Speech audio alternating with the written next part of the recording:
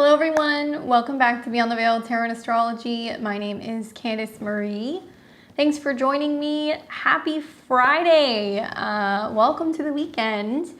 We are back at it with another live session. Tonight we're going to be doing astrology readings. If you guys can see this, give me a thumbs up and make sure you drop me a comment and let me know where you guys are tuning in from. It is Friday, August 30th. 2024. So if you guys are watching this late Friday night, Saturday, maybe even Sunday, we are no longer live, but you guys can catch us next Friday. We are here every Friday PM, so 5 o'clock PM, 8 p.m. Pacific, 5 o'clock PM Pacific, 8 p.m. Eastern. Hello. That's when we are here. I hope you guys are doing well. And yeah, I'm excited to get into this with you. We got a lot of people who are already in the queue. So if you guys are new to this and you've never had a reading before, it's nice to meet you. I'm Candice. I'm a Western astrologer and a tarot reader. We alternate between tarot and astrology readings on Fridays, and we do them live. We pull up the chart. We can take a look at your questions. I'm answering questions about natal chart aspects. If you've got questions about transits, timing, why things are happening, when would be a good time to do things, all that stuff. You can hit me with your questions. So you want to scan this QR code, and this is going to take you to my, well, it's down here. It's going to take you to my PayPal, and you can make a donation. So we are taking them through there. Make sure that you include your information in the memo box. That's really helpful for me. So I need your exact time with the AM and PM. I need the city, state, location, as well as your name, and make sure you put all of that in there for me. I'm here in the States, so if you can spell out the month, that's super helpful. And this is the last live that we're gonna be doing on Friday for August. So those of you guys who are level 3, if you haven't cashed in and you wanna cash in, you can. Next week, we're gonna be back and we will be starting a new month. So that will be for tarot. You don't wanna miss that. And obviously we've got a new moon in Virgo coming. So that's gonna be kind of the theme for the readings. If you guys don't ask your question, or if you don't know what to ask, that's definitely something I'm going to be taking a look at. Very, very important new moon, guys, because, well, this new moon in Virgo is going to turn into a lunar eclipse in March of 2025. So if you guys haven't caught that video that I put out, make sure you check it out. Also, just a couple things, just a couple shout outs. So first of all, follow me at BTV Astro. If you guys want to follow me, I'm most active on there. That's kind of where you get the uncensored, unfiltered Beyond the Veil. I kind of have to behave on YouTube. And also, we put out a bunch of new stuff this week. So I have put out a free webinar on the Pluto retrograde in Capricorn. It's like 2.5 hours long. It's on the channel. You guys can catch that if you want to know what that means. Very, very pivotal time. We've got 80 days that Pluto will be staying at 29 degrees of Capricorn before it moves into Aquarius for the better part of the next 20 years. So we've all got a lot of work to do. Make sure you check that out. I put that together for you guys, super special. And I just released my fall 2024 eclipse webinar. Almost 4 hours of content on the eclipses. I go in deep and I talk about what it means for the 12 rising signs, what to expect. We have got a lunar eclipse in Pisces, which is happening in mid-September. It's a sneak peek eclipse, so it's the very first eclipse that will be a part of the new nodal changes coming in 2025. So we are going to see the North Node go into Pisces, the South Node is going to go into Virgo. So this is a completely different energy than what we have dealt with. We haven't had eclipses here in about 9 years. So definitely check that out. You can find all that stuff on my website at beyondtheveiltarot.com. All right, thank you for letting me do my shameless plug. Let me say hello to everybody, and then we'll get started. So what's up, Stephanie? Hey, Heartfelt. Hey, Lisa, Emma. Amanda's here. Leah's here. David's here. Rome. What's up, Dorothy? Hey, Robin. How are you? Who else is here? What's up? Always at your service. Alana Taylor's here. I got your chart, girl. Thank you. It's especially good for you, Stephanie. Having 29 degree Libra rising. It is definitely the final kind of countdown with some of those transits for you any late cardinal energy, actually. So whether you're Aries, Cancer, Libra, Capricorn, you're feeling this energy big time. So hopefully you guys like it. All right, so I'm going to kind of give you guys a heads up of how this works. We're taking the readings in the order that they were received. We always take our level 3 members first. If those of you guys are interested, you can join level 3. You'll get a reading from me once a month. You can pick any of the Fridays that I'm here live, and you can choose tarot or astrology. You support me as a full-time content creator, so if you like my work, check out my memberships, and there's several different levels if you want to support me. Or you can get a reading, or you can buy like a digital calendar. We have all kinds of cool stuff that we create as a part of the brand. So here's who I have first for level 3. I've got Lisa, Emma, and Dorothy. So you guys are up first. And then for everybody else in the queue, I have Osa, Elizabeth. She's getting a synastry reading. We've got Rome. We've got Jamie. Jennifer asked a couple questions. Alana, Amanda, Rosalie, and Leah. Let's see, did anybody else get in there? I have not seen anybody else. So we've got a handful of readings tonight, guys. So if you guys know you want to get a reading, snag a spot. We're probably going to leave the queue open for about maybe 15 minutes or so. And we'll go ahead and get right into it. Hello. Hello. All right, so we're going to start with Lisa, but Emma and Dorothy, you guys are on deck. What's up, girl?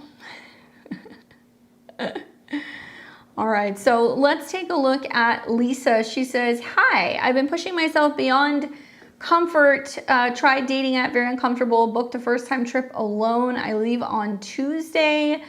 What is all the energy surrounding me? Do your thing. All right, let's take a look. You know what? I just want to make sure. Did Amy get in there? Let me check. It might still be updating. I'm trying to use a couple different things at one time. Amy Hayes. Let me make sure, because sometimes there's a little bit of a delay, but I'm sure you're in here somewhere.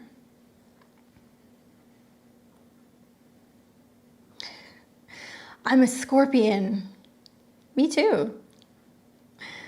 I'm just looking for you, Amy. Hold on, give me 1 second. I want to make sure I didn't miss you.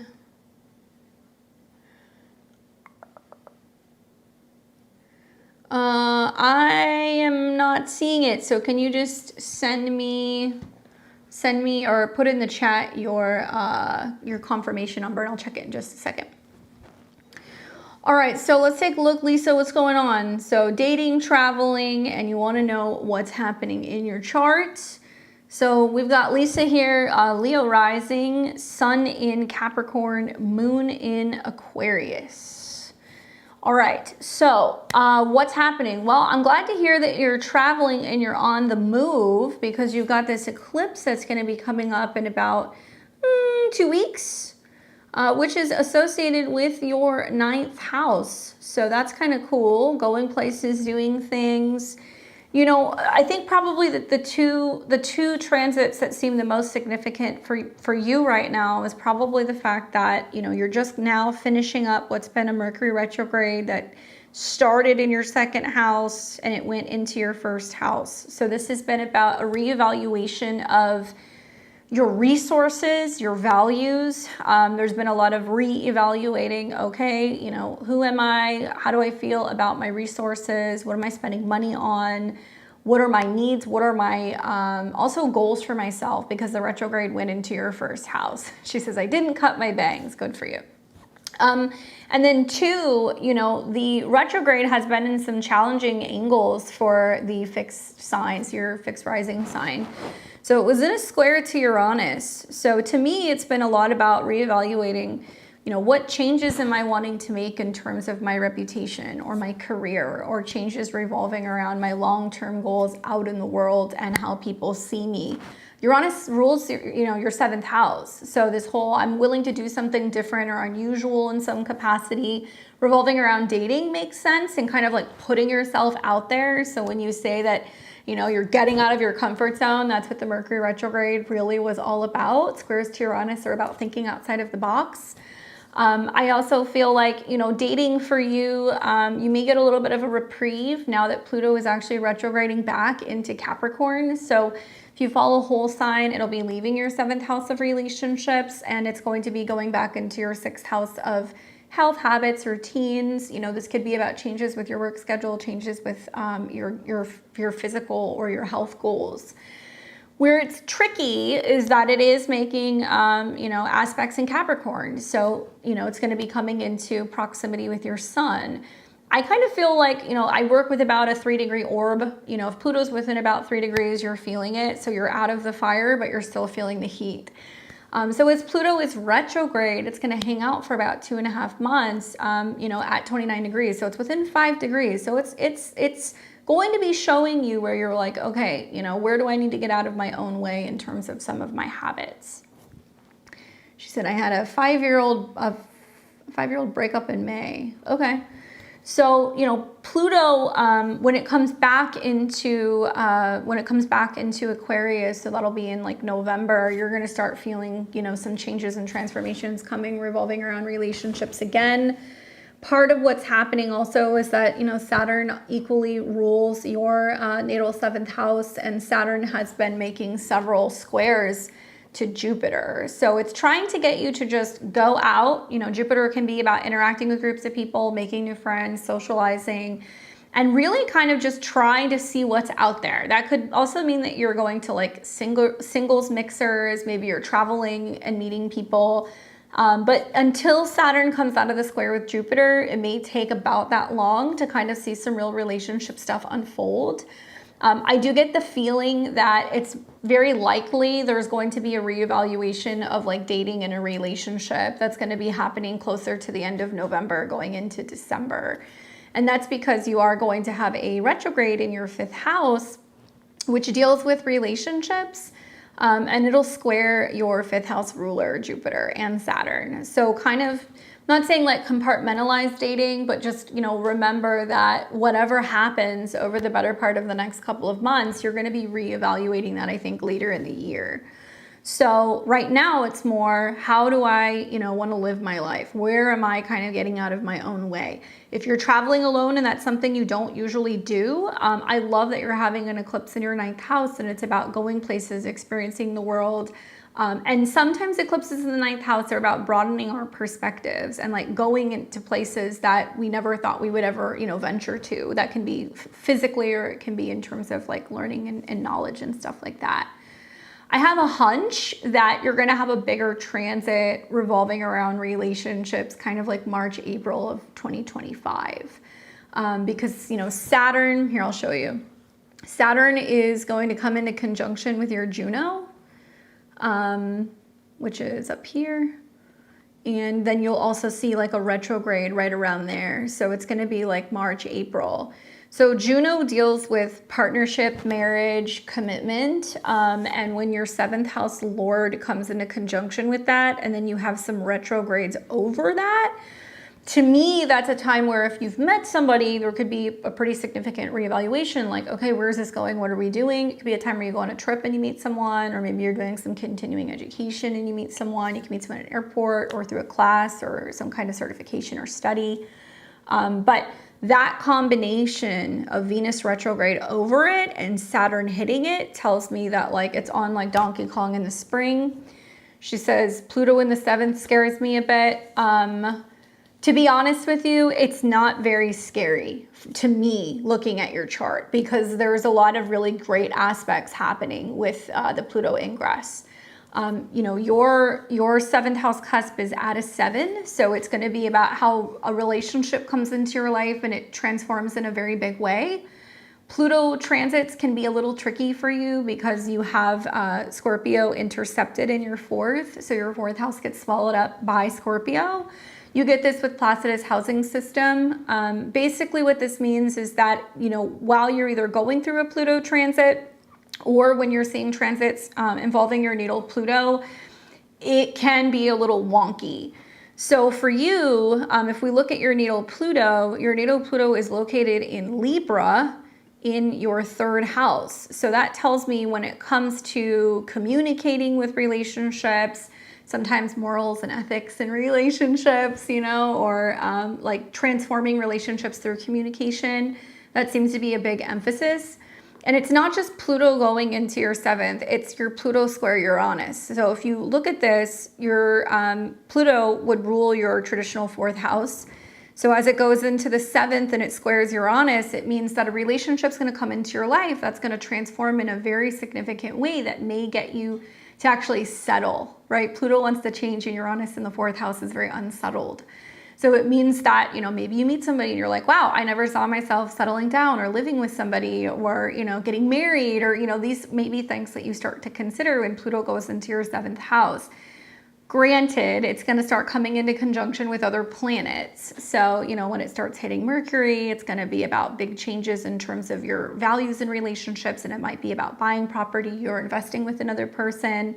When it hits your Venus, it's also going to be about, you know, movement probably, or your relationship maybe that you have with one of your female siblings. So it's not like one big scary transit. I think that outer planets on an angle are pretty significant, and they're definitely forebringers of change, but you're a few years out from that. And what we're going to see when you have this Pluto transit is that Pluto is also going to then start coming into a sextile with your North Node. And over the next couple of years, you know, we will also see Pluto trine Pluto. So you have a lot of outlets for some of this stuff. You were actually born with Pluto trine a lot of your 7th house planets. So I have a feeling it's going to be more about communication and relationships, and it may be about moving or traveling with another person, or a relationship that you have with like a female relative. It's not necessarily just going to be your romantic relationships. And, you know, Saturn and Neptune will go into Aries. It will sextile that. So it's going to definitely be opening the door to changes in your philosophy in regards to relationships. Uranus is going to go into Gemini, and it's going to start trining Pluto. So it may mean that through socializing, meeting people, you get involved in a relationship, and then you end up making a whole new set of friends, you know, through a potential future partner. So it doesn't have to be doom and gloom. You always want to look for sextiles and trines when you're seeing some of those transits.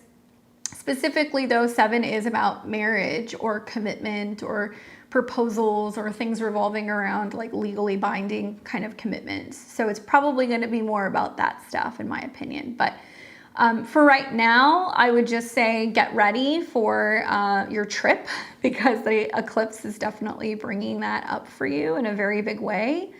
And know that the second eclipse is doing the same thing as well. You'll see another eclipse that's going to be in October. And this one is right on top of your natal Pluto. So that's a big deal. You know, personal planet mixed with an eclipse means that it's going to be really highlighting the themes of that particular planetary placement. So, you know, Pluto in the 3rd house is about a really kind of deep penetrating mind. It's about how you can learn to communicate in a different way. It's also about overcoming fears revolving around communication with other people, transformation of the mind through learning. It can also be traveling and relationships. So it's cool that you're getting a 3rd and a 9th house transit. It seems like it really wants you to be going places that are out of your comfort zone, places that are unfamiliar. So it sounds like you're doing all of those things. Anyway, I hope that's helpful for you and giving you some insight. Where is it that you're going? All right, so we are going to take Emma and then Dorothy. What's up, Emma? Nice to see you.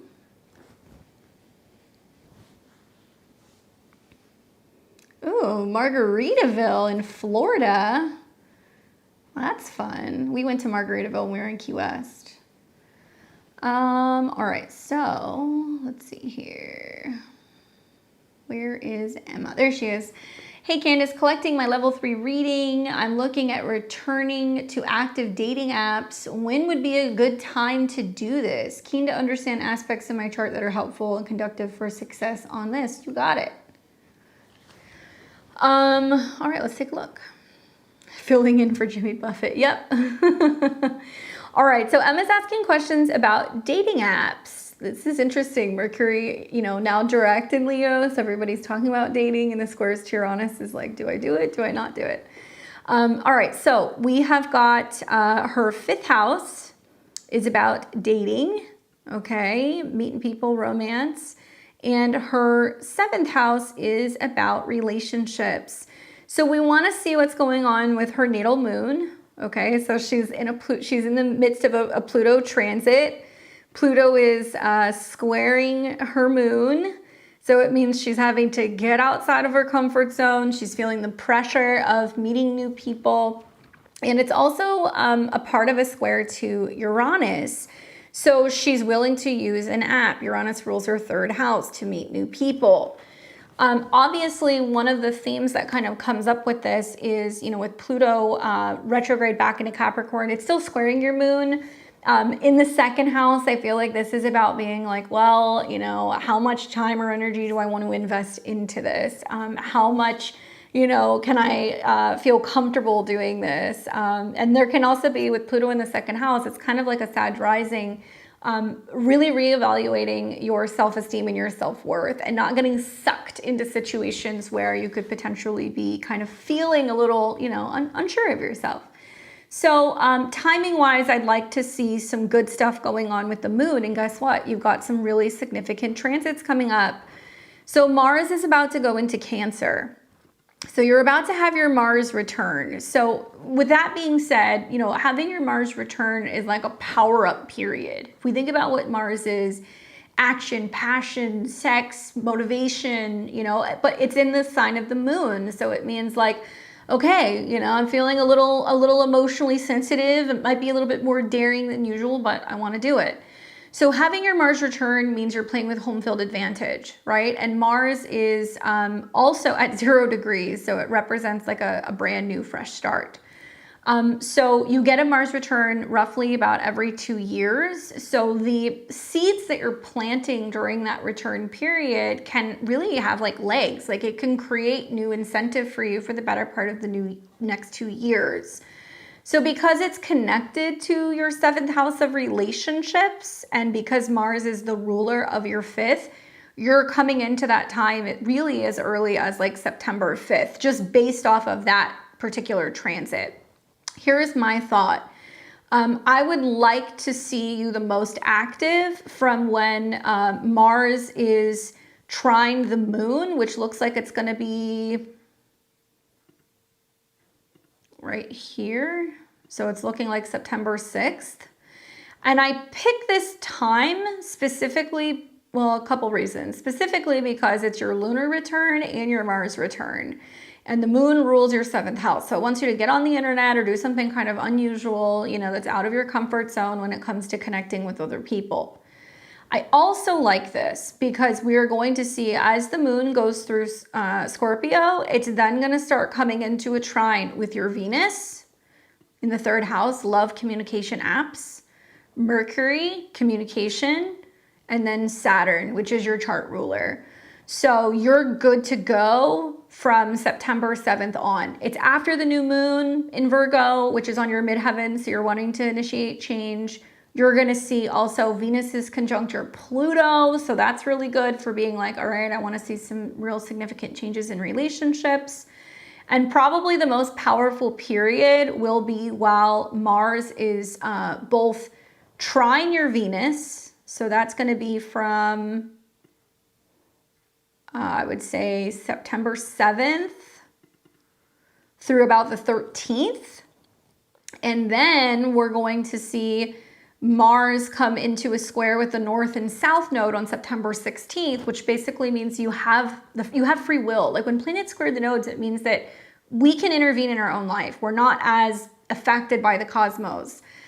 So what this tells me is that there's going to be something that's probably going to happen the 15th, 16th, 17th, which we know is an eclipse, that's pushing you into communicating with another person because the moon will go through Pisces, trine Mars, trine your North node. And then you're going to see Mars start coming into a trine with Saturn. So Mars in your relationship house gets kind of heated up here, September 25th. Through round about October 1st. You want to be mindful, okay, that you're going to see Mars come into shadow. So when Mars comes into shadow, guys, it's going to be almost 6 months of Mars in Cancer. Oh my God. Lots of crappy people. But Mars will briefly go into Leo and then it will retrograde back. The reason why I say this is because as a Capricorn rising, you're going to see something play out where it's going to be like somebody comes in and then you're like, what are we doing? You know, how do I feel with this person? Is there some back and forth? Or obviously, you know, retrogrades in the 7th house, it can bring up some karmic relationship stuff. And when Mars starts coming into an opposition with Pluto in a conjunction to your Saturn, I kind of see like mid-October as a reevaluation period because, you know, your Saturn, you're like, okay, how am I feeling with this person? Are they opening up to me? Are things progressing? And you just want to take note of what's happening right around like the last, you know, week and a half of October. And what you'll see is around October 23rd, through roundabout, let's say November 5th, you're going to really feel Mars conjunct Saturn. Now, on one hand, it could mean that there is some intimate relationship building. There's some back and forth with another person, but Pluto's in your sign and Mars is in the other person's sign, conjunct Saturn. And it looks like it's at a 26, so it can reevaluate like, okay, do I want to hold on to this person? Do I let them go? You know, am I dealing with somebody who is a little slow to progress? Does the retrograde necessarily bring something back up? Maybe.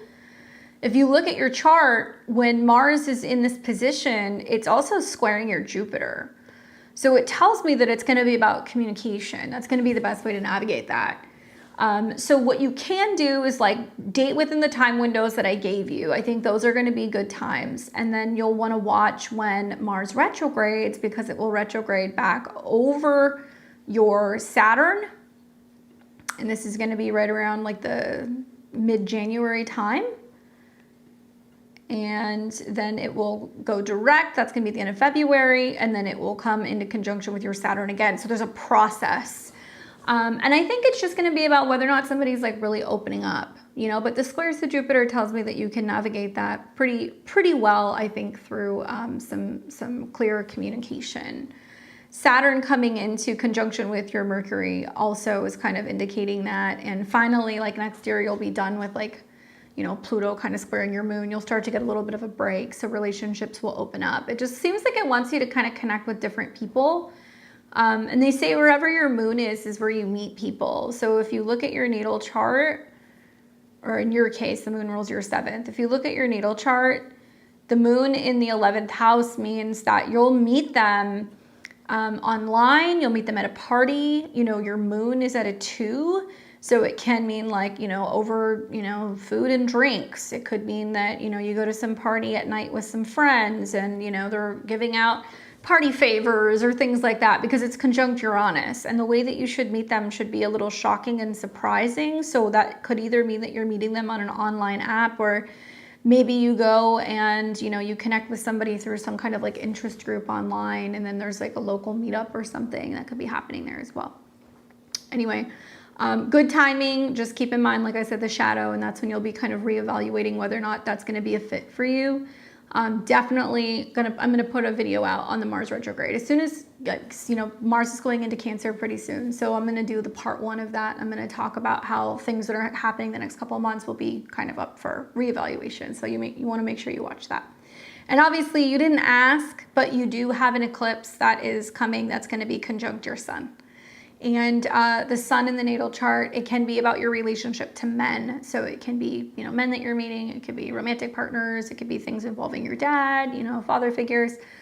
So be mindful of that eclipse mid-September because it's definitely directly correlated to, you know, all of these things. And it's about transformation of relationship that you have to the masculine. Okay? So I hope that's helpful for you. I know some of you guys are sending some, so I'll do an updated list in just a second. Readings are now closed. So we've got Dorothy, and let's pull up Dorothy's chart. Let's see what Dorothy has to say.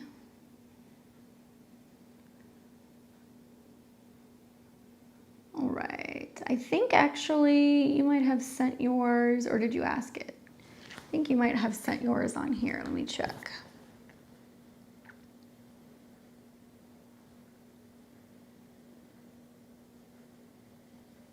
Okay, Amy, I got you.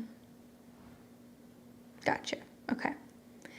All right, so here's Dorothy. She says, Do you see opportunities for me to find a new love? I was asking about if I have a chance to find another boo. Gotcha. All right, so Dorothy is a Gemini rising. She's got her sun in Aries and her moon in Pisces. What an interesting transit you got going on, Dorothy, especially considering Jupiter. So, you know, Jupiter rules your 7th house because you're a Gemini rising. So you've got your 7th house lord on your ascendant. So that can mean a couple things. One, it's a fresh start, right? When Jupiter crosses your ascendant, you're starting a new 12-year cycle. But this is also about being like, okay, I want partnership. Like, I want to be with another person. I want to have somebody around. In theory, you know, I've always kind of seen this transit as like, you don't really have to do much for people to show up. If you have your 7th house lord on your ascendant, people will like follow you down the street. You just have to be aware that that energy is there, and it's going to be there all year, okay? Recently, Jupiter and Mars have been in conjunction, so maybe there has been this kind of feeling of being like, yeah, I really want to meet somebody, you know, or I'm really open, or I'm getting anxious because it's been in a square to Saturn. So, you know, take into consideration that August of 2024 and December of 2024, you're going to have Jupiter in your 1st house where you're like, I'm here, what's up, talk to me, you know, or I'm looking, coming into a square with Saturn. So it does kind of feel like a speed bump. Like the results of relationships don't just show up immediately. It just takes a little bit of time. It also means that you can feel very kind of bogged down or like burdened or like committed to your career or to work or your professional life. So there is this sense with Saturn in your 10th house of being like, it's just one thing after another, or, you know, I'm just kind of slaving away. And it can feel even more like that because Saturn is on your moon. So yeah, you might feel like a little bit of like a bump again at the end of the year. But I do think that in your chart, we need to see something going on between Mercury and Jupiter. Okay, so if we look at your natal Mercury in Aries retrograde, and we look at your natal Jupiter, they sextile each other. So they don't have bad aspects to one another, at least in my opinion. The North Node right now is in conjunction to your Venus, which means you are seeking out someone or something. Venus is about love and relationships, right? And being that it's also transiting your Mercury, it tells me that what this wants you to do is it wants you to get out there and like go and seek out new people. Aries is what's new and kind of like you've never explored before. It can also be indicating that it's a time for you to consider going and joining like a fitness group or a networking group or somewhere where you're just going out and just being like, hey, like, you know, like a singles mixer, like literally like going and doing it on your own. I do think that something else that you want to watch for is when transit Mercury is in harmony with Jupiter. Okay, so you'll see this intermittently throughout the year, but right now, you know, while Mercury is direct, it's sextiling, right? So we're going to lose that sextile, but I'm wondering when Mercury gets into Libra, after we have the, or actually no, it'll be right before the solar eclipse. So let's speed up a little bit here. So you're going to see a solar eclipse in Libra in your 5th house, all right? This is about playtime, having fun. This is about romance, dating, you know, falling in love. And when we have a solar eclipse, we're planting a seed. So this solar eclipse is going to be at 10 degrees. That is going to trine your ascendant. You're going to have your chart ruler Mercury conjunct the sun.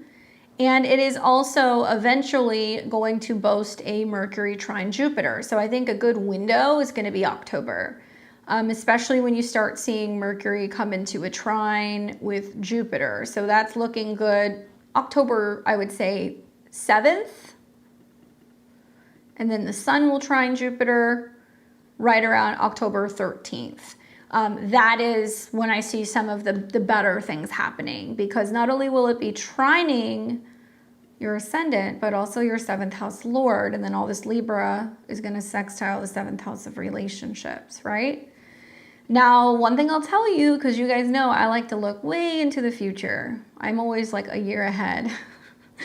There's going to be quite a Mercury retrograde in your 7th house this year.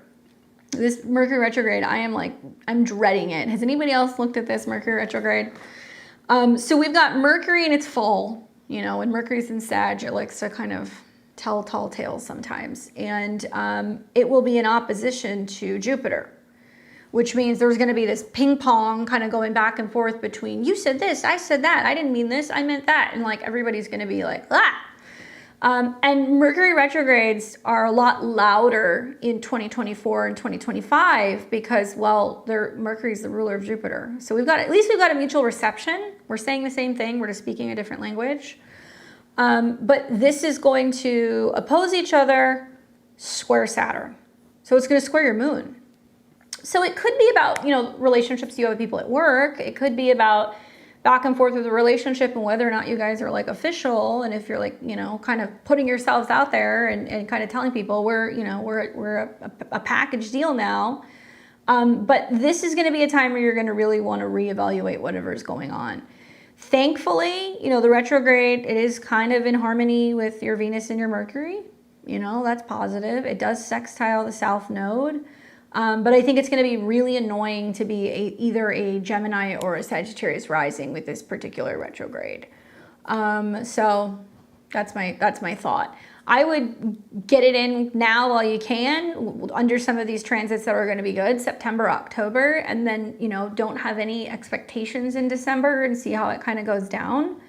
But eventually, you know, something else that we're going to see is that Jupiter in its retrograde is going to still trine your natal Jupiter. So you're going to have some other good stuff that's going to happen after the retrograde sextiles to that. And then you're also going to see Venus conjunct Jupiter. So if you make it through kind of like, you know, end of November into December, things could they could be fine and you could see stuff gets like smoothed over a bit. But we need to see a really strong transit either to your Mercury or your Jupiter. And I think probably when you come out of the Saturn-Jupiter square and then we see Jupiter start coming into a trine with Saturn, which will be the second half of next year, there's going to be a lot more stability in relationships. But you know, having Uranus and Neptune in your 7th house, relationships are always probably a bit colorful. And also, natal Mercury and Venus retrograde in the 11th. You see, the trouble with the 11th house, I guess, is that the 11th house does represent the lovers of other people. So you've got a chart where you're really social, you have a lot of friends. Sometimes it can be hard defining relationships between friendships. So you could be like, you know, seeing somebody, dating them and being like, yeah, this is a thing. And they could be like, we're just friends. Or you feel that way about somebody else. That can happen with this chart.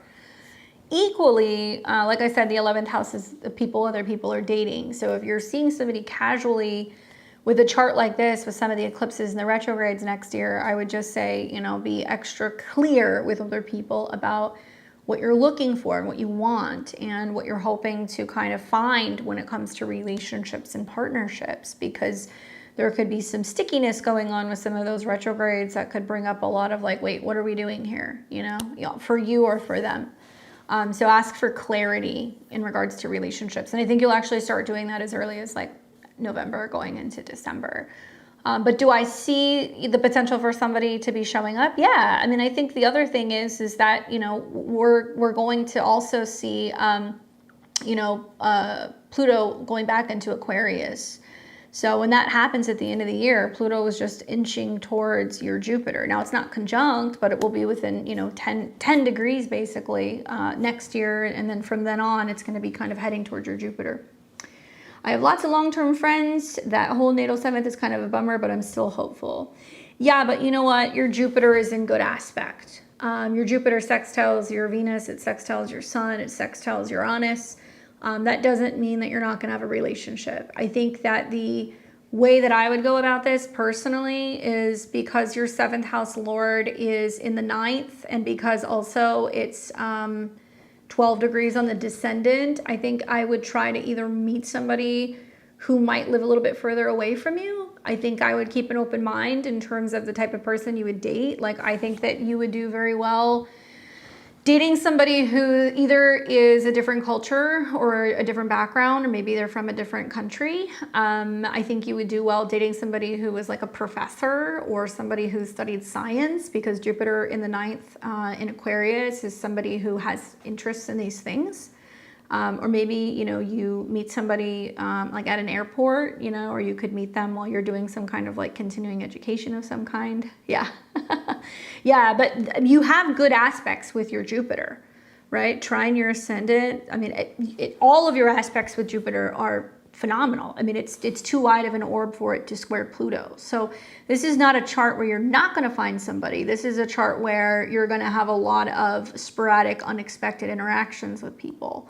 And they may be friends, and you know, then that's it. But you're learning, I think, with the North Node conjunct your Venus and your Mercury, that you're like, I have enough friends. I'm not looking for more friends. You know, I'm looking to date somebody. And Saturn's also coming out of a square with Uranus as well, and I think that's possibly part of it. You know, Saturn on your moon square your ascendant, your descendant is like, there has got to be more to life than just working. You know, when you have a Pisces moon, there is the sense of kind of feeling a little bit more isolated and alone, but that will start to kind of subside right when we get to the beginning of the year and Saturn is finally off your moon, you know? And you have a lot to look forward to with Saturn going into Aries, trining your 7th house, sextiling your ascendant. Like, you're going to do much better than most people with some of the placements that you have in your chart.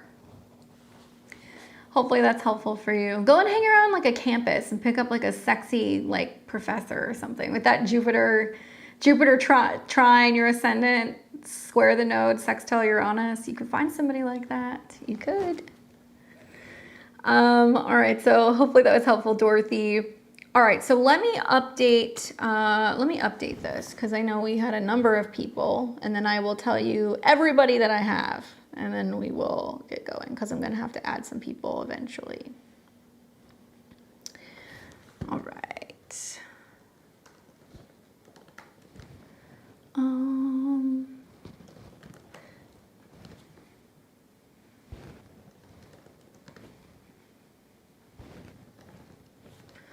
All right, so if you hear your name, you got in for a reading. Readings are now closed, but we will be back in, well, next week's tarot, and then in 2 weeks we'll be here for astrology, and that is going to be the eclipse. So it's going to be busy. All right, so here's who I have. I have Osa, Elizabeth, Rome, Jamie, Jennifer, Alana, Amanda, Rosalie, Leah, Frankie, Amy, let's see who else. Elaine and Mila. Okay, so if you heard your name, you got on the list. And at some point, I'll have to update a couple, but not too many. So we're gonna do Osa, Elizabeth, and then Rome. So you guys are all on deck. Thank you guys for your patience. I appreciate it. All right, so we have Osa. Let me pull up your question here.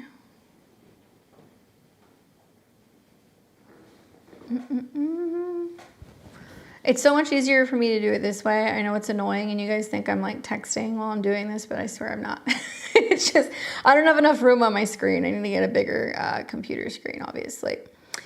All right, so where was that? That was... Once I find it, then I'll be good. Let's see, we're the 30th. I gotta scroll up here. Okay. All right, we have Osa, and this is what Osa says. All right, so she's October 13th, 87, Houston, Texas, at 6:43 p.m. Aries rising, sun in Libra, moon in Cancer. She says, why am I chosen to help create the new order? I feel a burden of responsibility to inspire people. Sorry, it does cut off part of your story. To inspire people. What else does it say?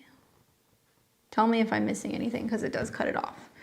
But I kind of get the gist of what you're asking. So let's talk about it.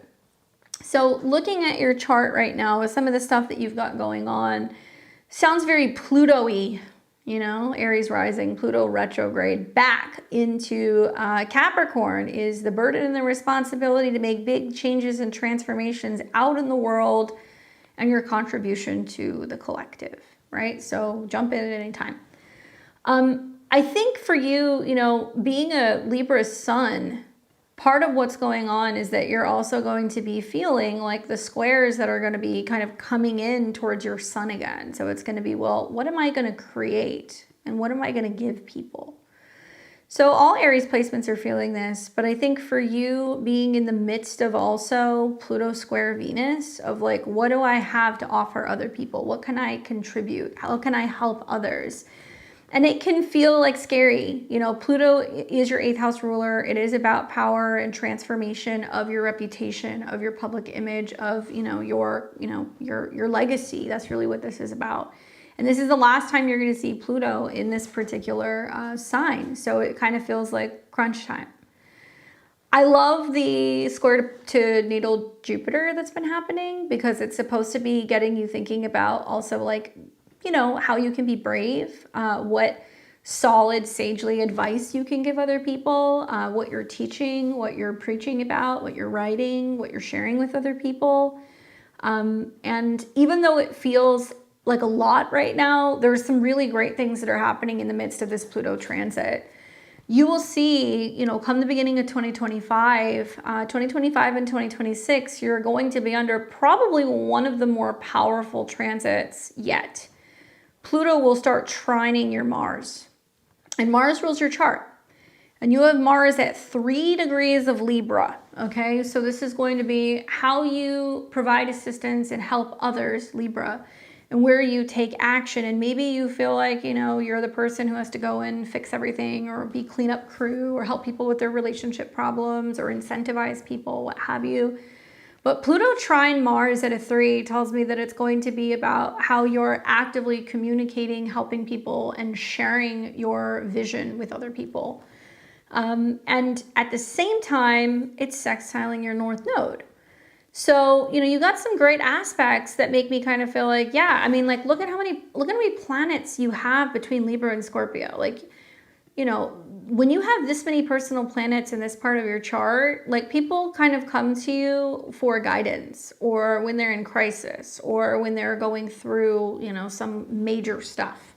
Sun in the 7th house sometimes does feel like it's a major lesson in this lifetime in regards to relationships. And this is like how you create with other people. So I kind of see this as like an opportunity for you over the next couple of months to radically change and redefine not only who you are out in the world, but who you're working with, because it's not just about you. Pluto in Aquarius, as it's trining your Mars, means that it's going to take a team or a collaboration, or some kind of company, or some friend that you're going to be working with that's going to be helping you kind of make some of the changes out there. I have a really good friend of mine who I've known for a while, who is born, I think, maybe 2 or 3 days after you. She has the exact same aspects, and same rising and everything. And it's interesting because she's like an artist, right? She's a really amazing artist, and she's really kind of struggled because she's worked with a lot of people who have been kind of like unreliable. So I know you guys have different charts, but not by much. And what I've been talking to her a lot about recently is like, okay, if you really want to make something happen, you have to go and create the group, or you have to go and create the gallery or the movement, or, create the campaign, and then, other people will follow. I see a lot of the same stuff for you. So rather than waiting for other people, part of the North Node in Aries natally, and your nodal return, which is happening, is being like this realization that some things you have to go and create and do on your own. Right? Like, there's something that's kind of going on there where, especially with the North Node in your 12th house, it's like having to consciously take time alone to go reflect, go create, what have you. Even this is ruled by Mars, and your Mars is in the 6th. Other people can kind of drag you down and weigh you down with some of these South Node Mars placements in your 6th house. Can create issues with tension in relationships, lower back issues. It can create some health problems. And so what you're initiating, I think, with Saturn, North Node, Neptune in your 12th house, is going and envisioning or working on something behind the scenes. And then what you'll start to see when, you know, Saturn and Neptune fully break into Aries, which, you know, you'll see it briefly next spring going into summer. But I think with Saturn and Neptune on your North Node, it's going to be about everything that you're kind of doing in your conscious selected isolation, your time away. And that's going to be good for you, because I think you're really going to thrive if that's where your North Node is. And then you're going to have something kind of new, some new vision, some new project, or something that you're presenting to the world in 2026. And I can see it because you're going to have Saturn on your ascendant sextile Pluto, and it's going to be like a different career, there's a different business, there's something that you've kind of put out into the world, and it looks like it requires you to work with a team. So what you're going to feel, I think, with like the eclipses that are coming in, especially like in Libra, that eclipse is going to be pretty darn close to your vertex within about a couple degrees, and it's conjunct your descendant. That there's a reevaluation that's going to happen with relationships pretty soon, and some people aren't going to make the cut, or there is going to be a sense of consciously needing to break away from some people, because it's like self-preservation 101. That's probably what you're going to be feeling. So hopefully that's helpful in kind of giving you some insight. But yeah, go and learn about your nodal return. It happens about every 19 or so years, 18 and a half, 19 years. Go and learn also about transit Pluto transit Pluto square natal Venus, and go and learn about Pluto trine Mars, especially as Mars is your chart ruler. You're having all three of those things at one time, and with all the Venus Mars stuff going on, that alone tells me that there's changes going on with relationships where you're stepping away from some people to kind of let the right ones in. But you add that with, you know, Saturn and Neptune on your North Node, and, you know, South Node on your Mars and stuff. There's just like a whole lot of things that are changing in this chart. And it's preparing you actually for a lot of planets to be hanging out beneath the horizon. You're actually going to see all of the planets except for Pluto here. This reads to me as like a chart where your life is going to be getting started in a more private way. And whether that's like where you're living, what's happening with relationships, what's going on with your family, like creative projects, like there's going to be like a major emphasis on all of those things with all of the outer planets hanging out in the bottom part of your chart for quite a while. So hopefully that's helpful for you, Osa. What's up, Sonia? Well, thank you. I appreciate it. Yeah, my Pluto story was a horrific one at that. But it was so interesting to see how many other late Virgo risings and Libra risings went through some of the same stuff. A lot of Capricorn risings too.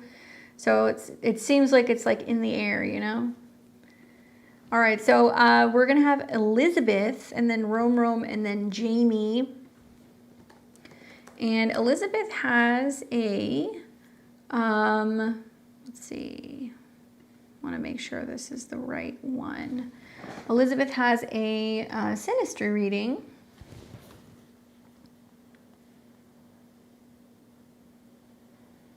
So let's pull that up.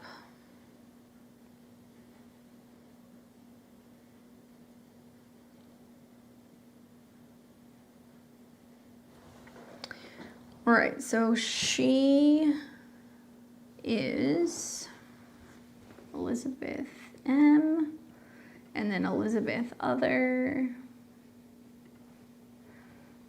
Let's see. All right, Elizabeth, this is for you. So I have you here, let's see, September 20th, 78. I want to make sure that's right. And then I have them October 21st, 1980.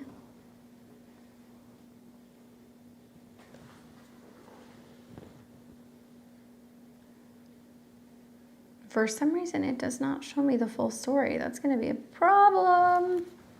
Elizabeth, are you here?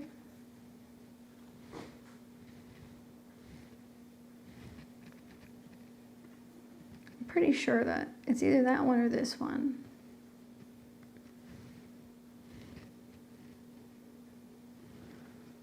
I want to make sure I have the right one.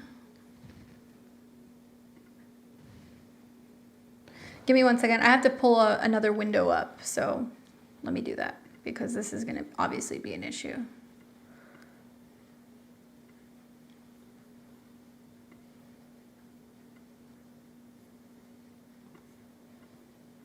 I was hoping to avoid this, but I don't think I can.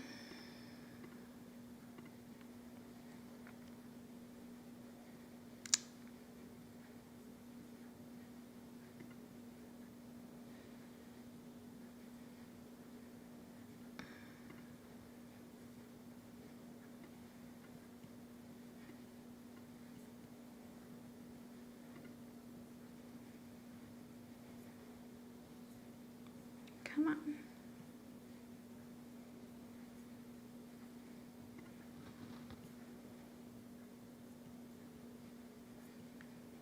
Here we go, activity.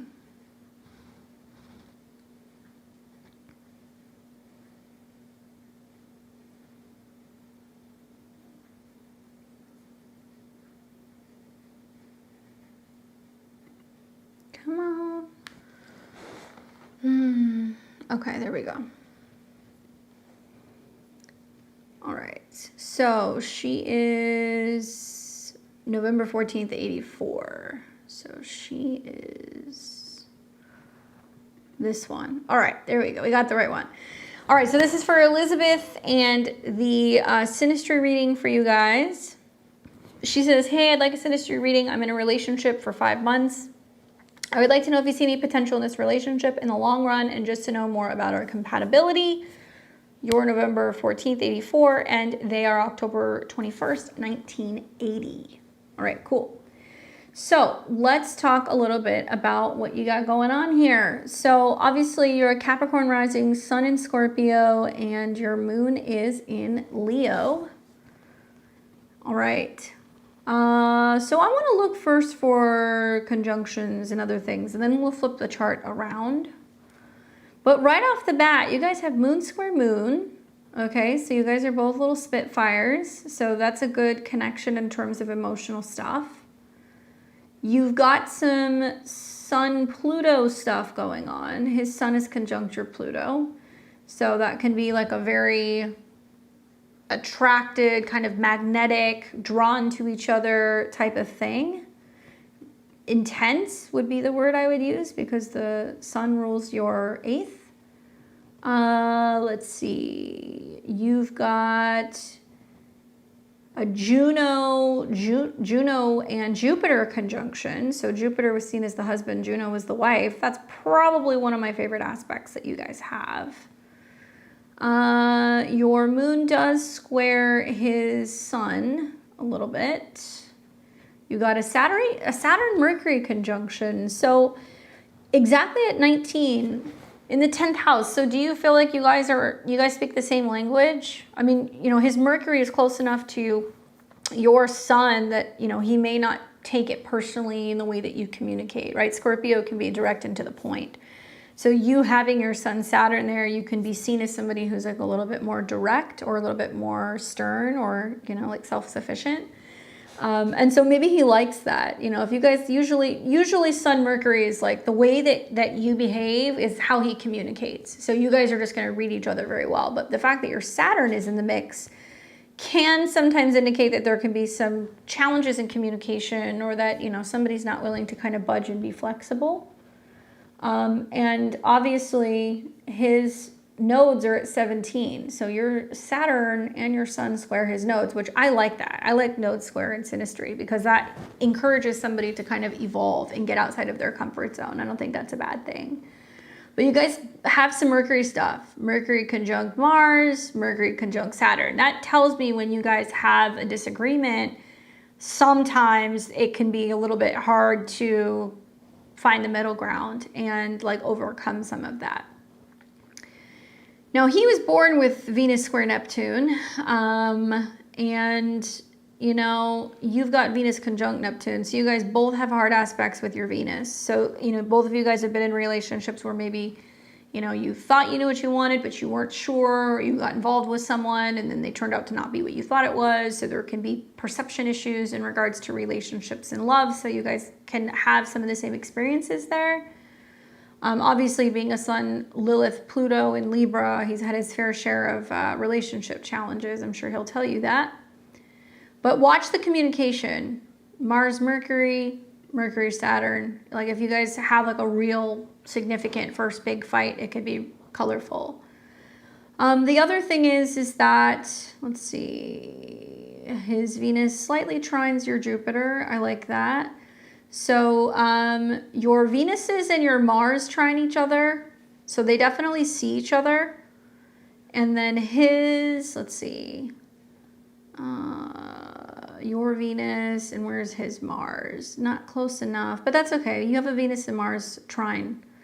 So that's beautiful, actually. My favorite thing is your Jupiter, Venus, Juno. I see that in the chart of people who have like long-term committed relationships. I also like his North Node in your 7th. That's about teaching you more about growth within relationships. It's conjunct your vertex, which some would argue that's like about a fated encounter. Just all of his planets at the top part of your chart, you know, it's like maybe you've dealt with people or dated people that didn't really have their act together, and then you meet this guy and you're like, oh, you know, whenever you're with somebody who's got Sun on your midheaven or Pluto conjunct your midheaven, there is this sense of just being like, oh my God, you know, they changed my direction or my future. Relationships here can change your status. You can go into a significant relationship, or they can influence you a lot when it comes to your long-term goals and your career. That's something else that can happen. So when I flip the chart around, we're now looking at his chart. Okay, so Cancer rising. Oh my God, look at all this Libra in the 4th house. Jesus Christ. So one thing that piques my interest here is that your Mars is in Capricorn, all right? So Pluto is transiting your Mars, which you're experiencing, I think it's like in your 1st house. So you're going through a big transformation of your goals, your power, and you've got an exalted Mars. So it's really great for your goals and like being able to like get stuff done basically the next couple months. What's fascinating to me is that Pluto's going through his 7th house. So this means that he is going through a major transformation, or he's experiencing some big transformation in relationships. And it's at 29 degrees. 29 is about romance. It's about somebody who's younger, who has like a Leo flare, like a Leo Capricorn flare, which you do. And Pluto rules his 5th house of romance and the heart. Right? So here's Pluto in his 7th, and it's hitting your Mars. It's about you guys meeting and a major transformation in relationships. What's interesting is that your Mars squares his Sun. And that means that your energy, your presence in relationship, or your drive of what you guys are doing together, it pushes him out of his comfort zone. Okay, I have a theory. This is just me personally, but I feel like houses trump signs, okay? So yeah, he's got a god-awful amount of Libra in his chart, but it's in his 4th house, so he's gonna act like a Cancer, right? So there is going to be a sense of him really being tied to 4th house things. You'll hear him say things like, oh, well, my parents, you know, they had relationship issues, or my dad cheated on my mom, or, you know, I didn't have a good role model for relationships growing up, or he'll kind of harbor feelings about the past, or there will be things revolving around the past that will come back. He's got Saturn in his 4th house. It's exalted, which means it's in a good placement. He wasn't supposed to settle down until he got a little bit older, because he's got Saturn conjunct Juno in the 4th. That means that when he gets older, he'll figure out that he does want a partnership, and he'll be willing to change and transform. Sometimes, you know, these Libras, Sun Pluto Libras, they're a little bit of like playboys. And obviously he's got an Aries moon, so he was born as he was just coming into a full moon in Aries. And anybody who's got Saturn in the 4th, definitely there's some ancestral karma going on, and it's about relationships. It's in Libra. But Juno is there, which is about marriage. Pluto is there, which is about transformation. And he's got Sun conjunct Lilith. He's a bad boy. I mean, not intentionally, but he's like a little bit of a bad boy. Lilith men, you got to be really careful with. So I think with his moon in opposition to Saturn, like it's weird because he may have this very like, oh, you know, like I'm independent, I'm this and I'm that. But like when you peel back the layers on this one, there's like a lot of probably previously issues with relationships and commitment because of what he experienced when he was younger. And so here comes your Mars like a wrecking ball, and you're like, no, I don't play that game, you know? So there's definitely something here that makes me feel like you came around for a reason. You know, your Venus, your Jupiter, whole sign belonging to the 7th house, you make him look good. You're what he wants. Your Sun and your Saturn on his Mercury and his Uranus in his 5th house means that you are going to teach him to grow the fuck up. And basically be like, yeah, it's not just all like fun and games and dating. Like 5th house is dating, right? It's having fun, going to bars, meeting people, like casual connections. So with your Saturn on his Mercury, it's going to be like you being like, no, I'm not just going to be with just anybody. And also you're going to ask him questions that's going to make him reflect on himself. And there's probably going to be some interesting conversations revolving around how you guys view children, because your Sun Saturn sits on his Mercury Uranus. So it's like, well, could I do that? Would I do that?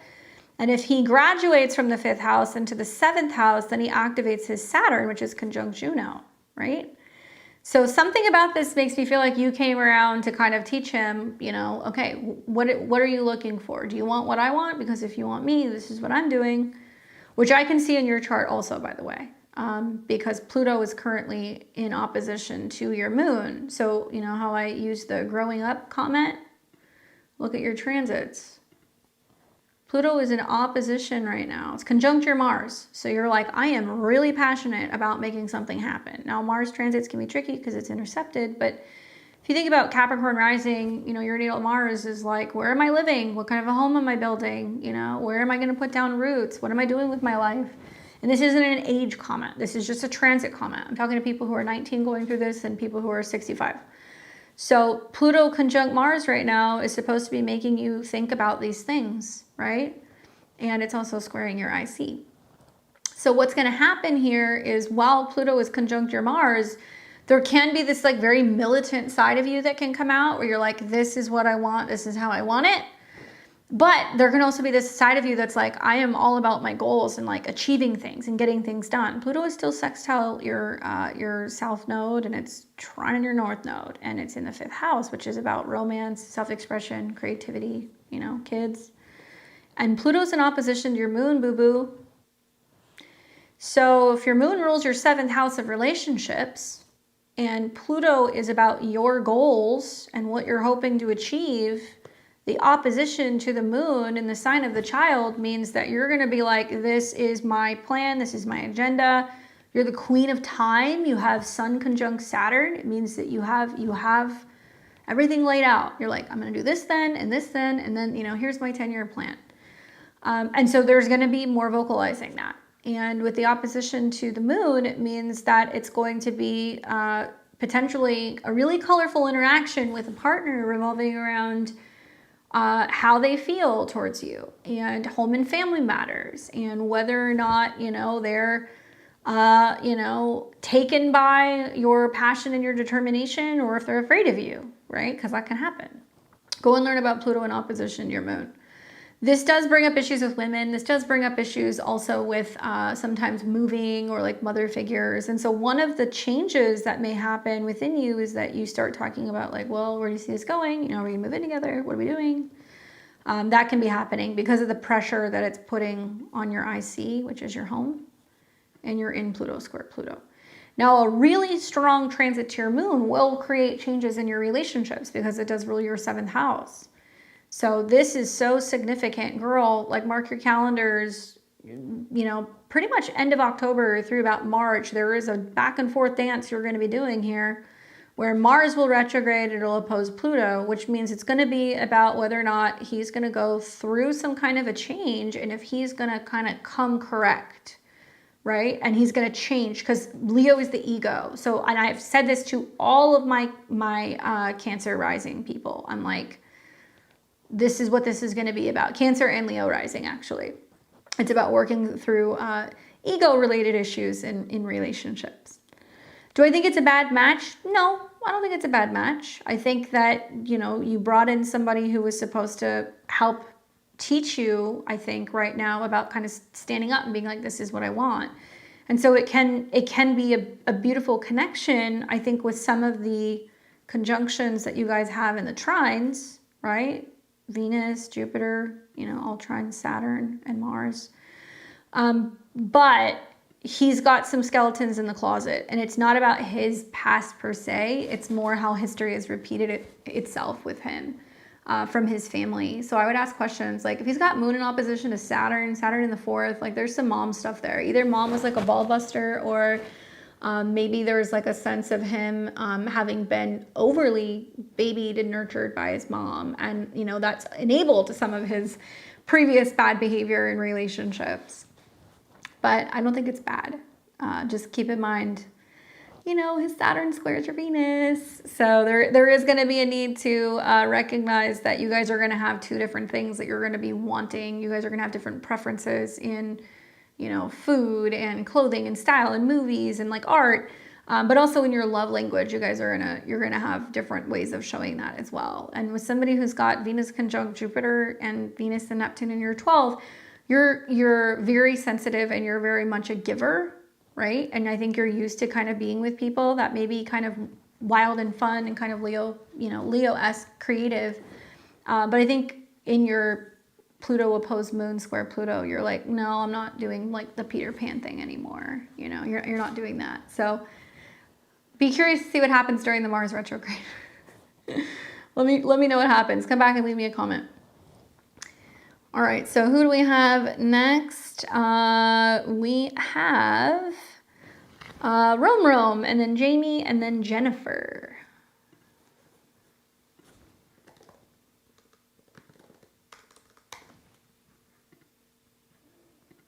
There we go. What's up, Rome? All right, so you were asking questions. Let's see, is this the right one? No.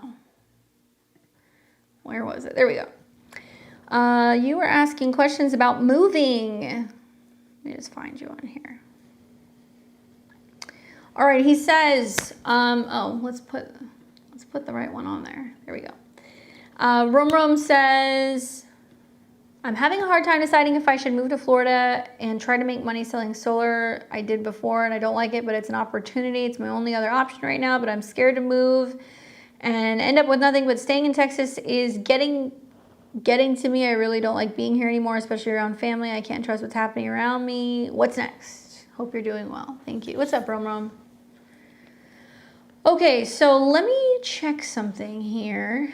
Your birthday's coming up. There's an eclipse happening right around your birthday, and you're moving into a annual perfection year 7. Okay, just kind of familiarizing myself with what's going on. So timing wise, my guy, you're coming into interesting territory. So Aries rising, Sun in Virgo, Moon in Virgo. You've had Saturn in opposition to your Moon and your Venus, so you haven't been pleased with much of anything, whether that's relationship or, you know, job stuff, what have you. Like there's been a lot of kind of feeling like you're holding back with Saturn oppositions. The reason why I say you're coming into an interesting time is because on one hand, Mars, which rules your chart, it's in Gemini. So you're thinking about moving, or you're thinking about hitting the road. And it's been in a square to Saturn, so something's been telling you not yet. And now it's coming into a square with Neptune. So something's telling you, this feels fishy. This is off. Am I making a sacrifice that I should not be making, right? My advice is wait just a little bit longer, because when Mars goes into Cancer, you're going to see a couple things happen here. One is it's going to be going into your 4th house, which means it can give you the opportunity to make a change in your home and your living situation.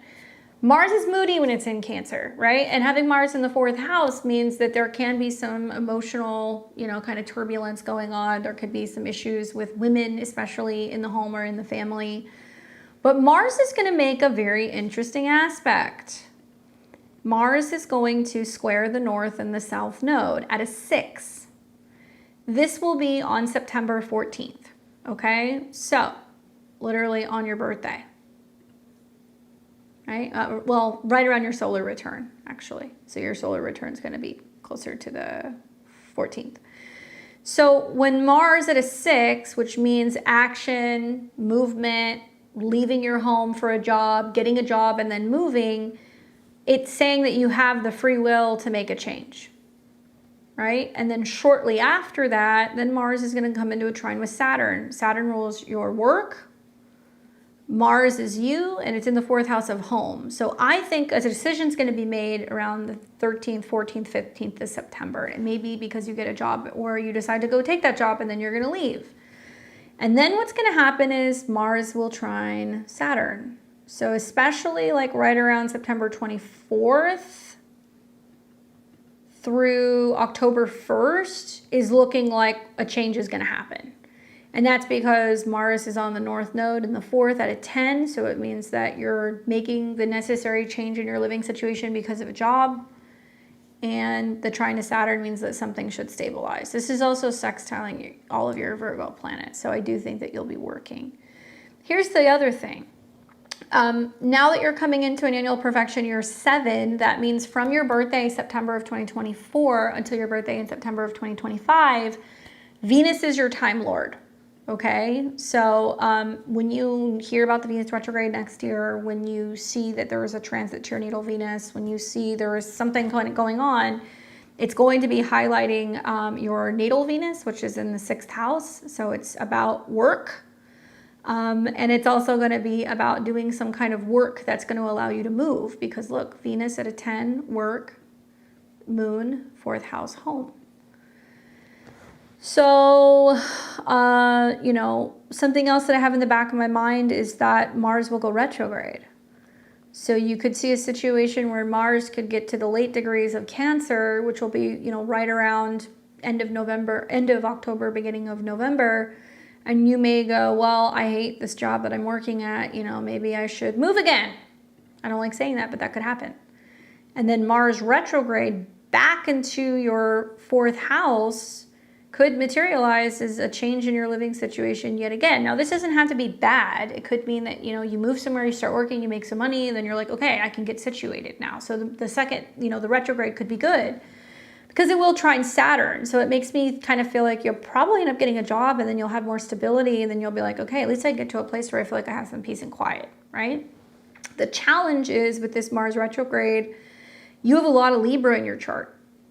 So it's going to represent you rethinking or reworking your home or your living situation and the relationship challenges, Mars square, how you communicate, you know, your relationship with them, major changes. Like, I don't want to see a situation where you leave on bad terms. I don't want to see a situation where you leave because of a blow up. Like, I don't want to see that stuff, because if you do inevitably feel like, okay, I need to come back, could be some issues in terms of like having a place to return back to. Now, in theory, because your 4th house cusp is ruled by the moon and it's at a 4 and your moon's at a 4, it wants you to be working and living around the same area, either in the same area, right? So it could be a situation where maybe you find a gig where, you know, maybe you are selling solar, or you do have a job that you're doing, ideally with this chart, like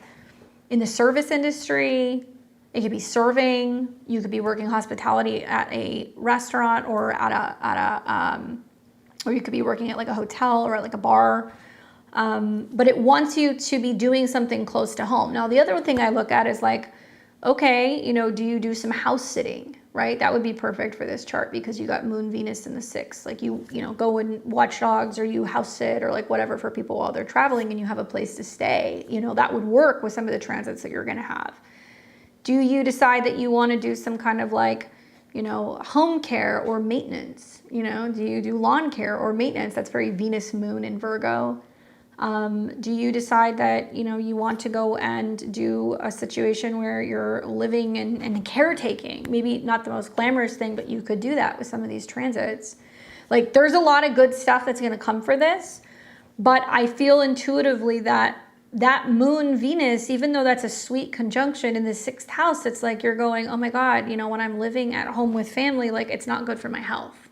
And Saturn opposing this is showing this to you, whether it's physically or it's like mentally.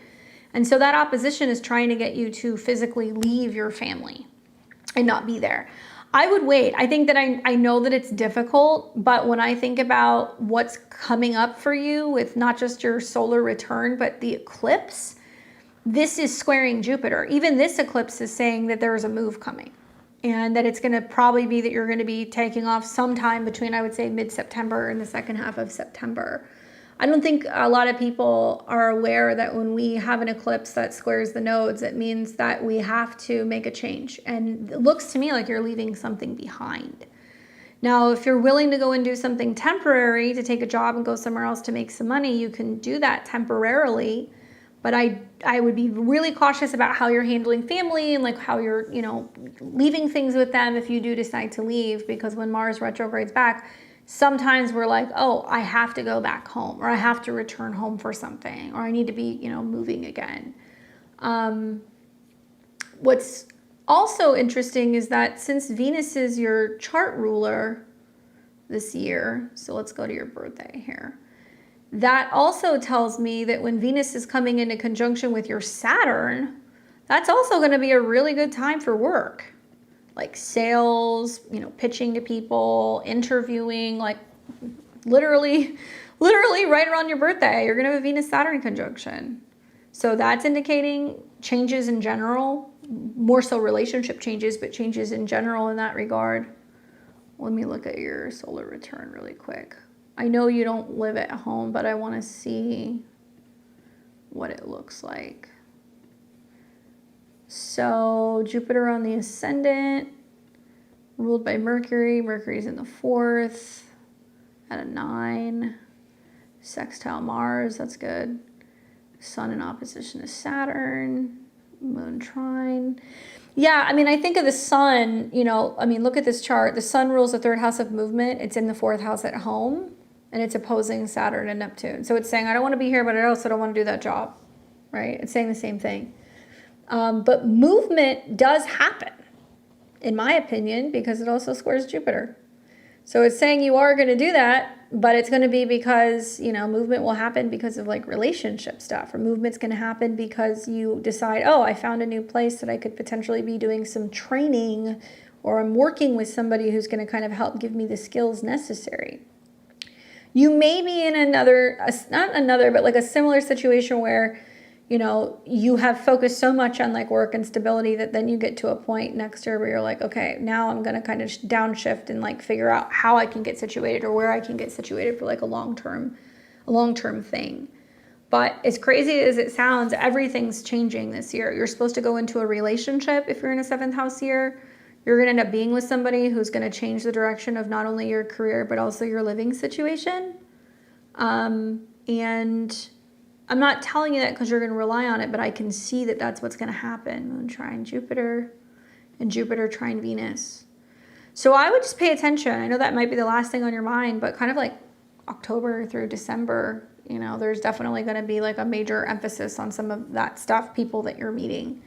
And it may be cool. I would say with your natal chart, man, if you can go and line up a couple of things where you can do some house sitting or something, where you could go and get paid to go and house sit, and like maybe do it through like a verified like app or something. Some people will leave their house for like 2 or 3 weeks at a time, or they're like, I need somebody to watch my dogs. You could do that because pets, animals, caretaking, all of that is in your 6th house where your Venus is getting activated. So you would have clients for that, or it would be something connected to like, physical fitness, training, personal assisting, organizing, that kind of stuff.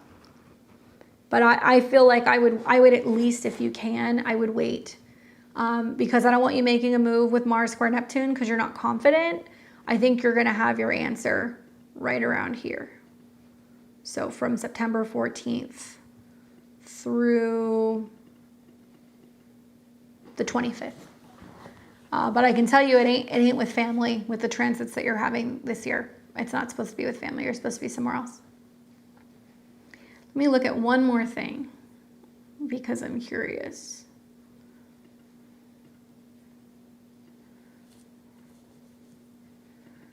Because you said you don't like Texas and you're wondering if you should go to Florida.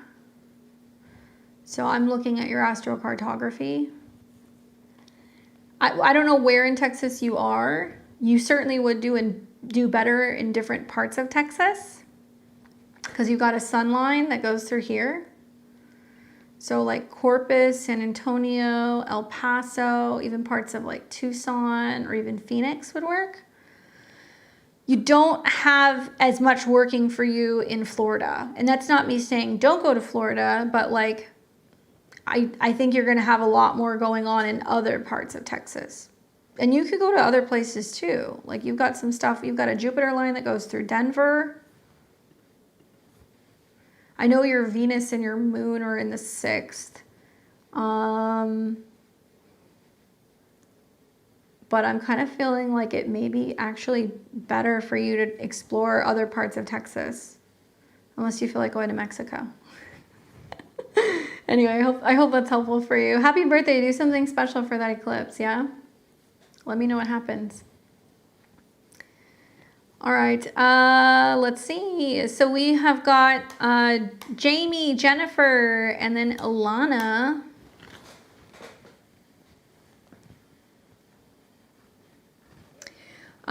We've got Jamie, Jennifer, Alana, Amanda, Rosalie, Leah, Frankie, Amy, Elaine, and Mila. So if you heard your name, you got in. If you didn't, you did not.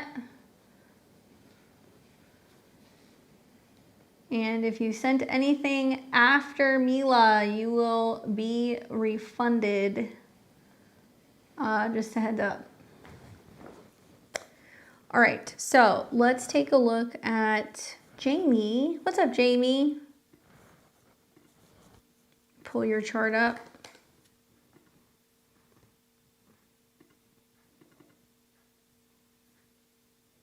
Make sure I've got the right Jamie here. How's it going? All right. There she is. February 13th, 1991. Jamie says, I had to leave behind our homestead and move into an apartment in January. Physically and mentally, it took a huge toll. Let me continue this. Sorry, give me 1 second. On me and my kids, my relationship with my kids and my husband, we may finally be able to move soon. Do you see it happening anytime soon or a breakup? Oh, goodness. Well, hello, Pluto, your old friend. That's part of what's kind of going on here because it's coming actually off of your Saturn and back to your North Node briefly. All right, so what do I see happening? Well, relationships is more the moon, right? And so Pluto is moving away from the moon. Jupiter is trining it, so I don't see it causing issues in that regard. I feel like the home situation is going to be remedied, but we need to see something positive going on with Mars. And the problem is that Aries is intercepted in your 4th house whole sign. So if you look at this, Pluto's actually squaring your IC, and Pluto destroys things. So Pluto going through your 1st house, conjunct your Saturn, which is your chart ruler, is like, oh my God, everything's falling apart. What's happening? Am I going to be able to handle this? You know? And it's at that really potent 0 degrees of Aquarius. This does represent land as well, or money and resources. So Pluto will kind of take everything away. Anyway, when I look at your natal Mars, which is in Gemini, nothing's really going on. Saturn's not squaring that. Thank goodness. Jupiter is not going to be conjunct it. I have a feeling that either right around the full moon in Aries, there could actually be a breakthrough. So possibly like right here. This is going to be around October 17th.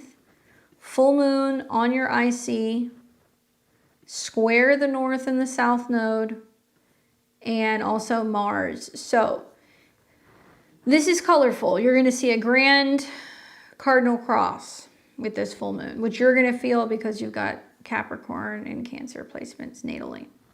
So if we think about, what the 4th house full moon entails, some kind of conclusion or completion in regards to your home or living situation. And Aries is about having to fight for something, having to push to make it happen.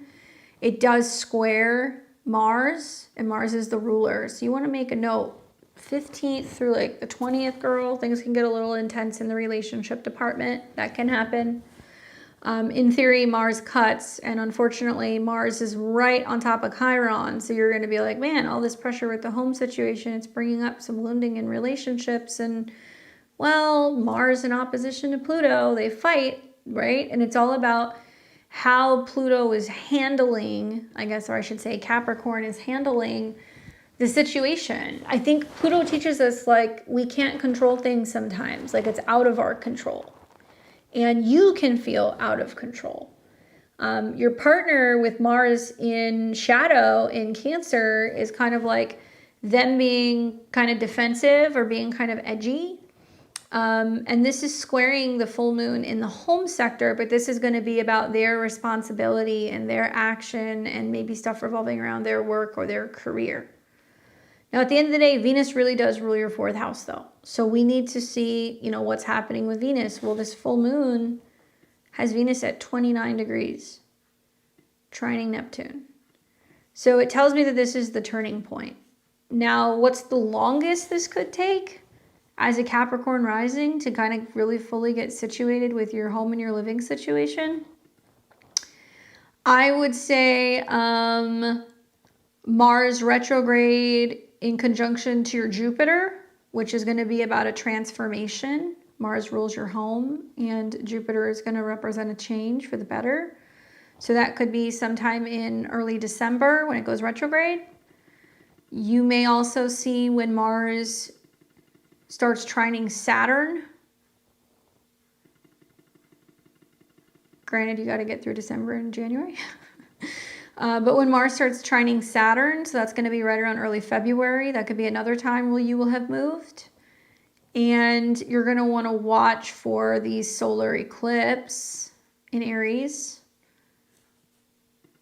right here on March 29th with a retrograde. See, this can indicate that you will have moved and then you're getting unpacked and you're getting things organized.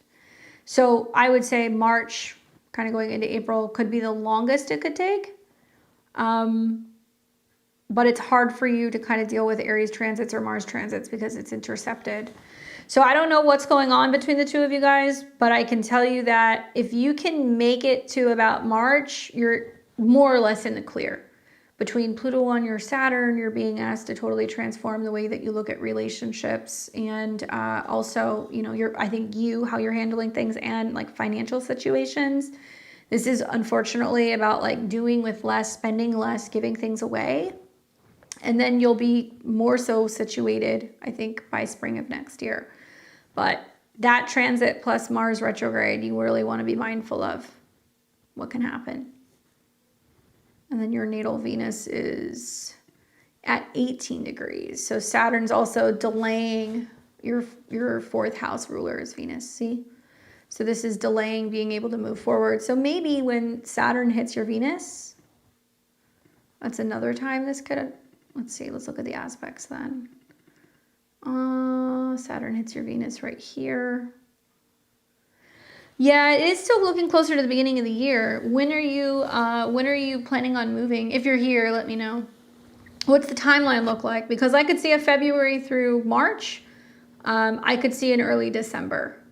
Those are the times that seem to be, maybe that time frame. Yeah, you can make it through this. You may want to go back and think about what was happening I think it was the beginning of 2009. Because at the beginning of 2009, you had a Mars retrograde, and I would go and look at what happened then. It's the same Mars retrograde you're about to go through, This could also mean that you guys are changing direction in the way that you're, looking at the move, right? And the loss of control is like being in a crock pot. Yeah, you know what? That's what Pluto does. I've had the Pluto-Saturn transit. It's not easy. But one thing that you can do with it being on your Saturn, because it's connecting to your body, is like, okay, you know what? Like, I'm just going to let it all go. Like, practice breath work if you've got Saturn in Aquarius. I would also say that this is about, like, giving things away, releasing things, selling things, being like, all I need is just me. I don't need anything. I can start over. Like, anything is possible. That's what's going to help kind of get you through this transit. I personally feel like because you've been dealing with it for the last year, you're already kind of through the thick of it. It's the Mars stuff in regards to the relationship that's going to be a little bit more challenging, you know. So be mindful as soon as it starts coming into conjunction with Chiron, that's going to start heating up. You're going to feel that around the full moon in Aries. That's going to be in mid-October. Sending you lots of good vibes in regards to your home and living situation. It looks like because Mars is the ruler, you're going to get crafty with how you guys can navigate being able to move. Definitely let me know how that goes. Thinking good thoughts for you. All right, so we got Jennifer, and then Alana, and then Amanda. Let's see here. What's up, Enchanted?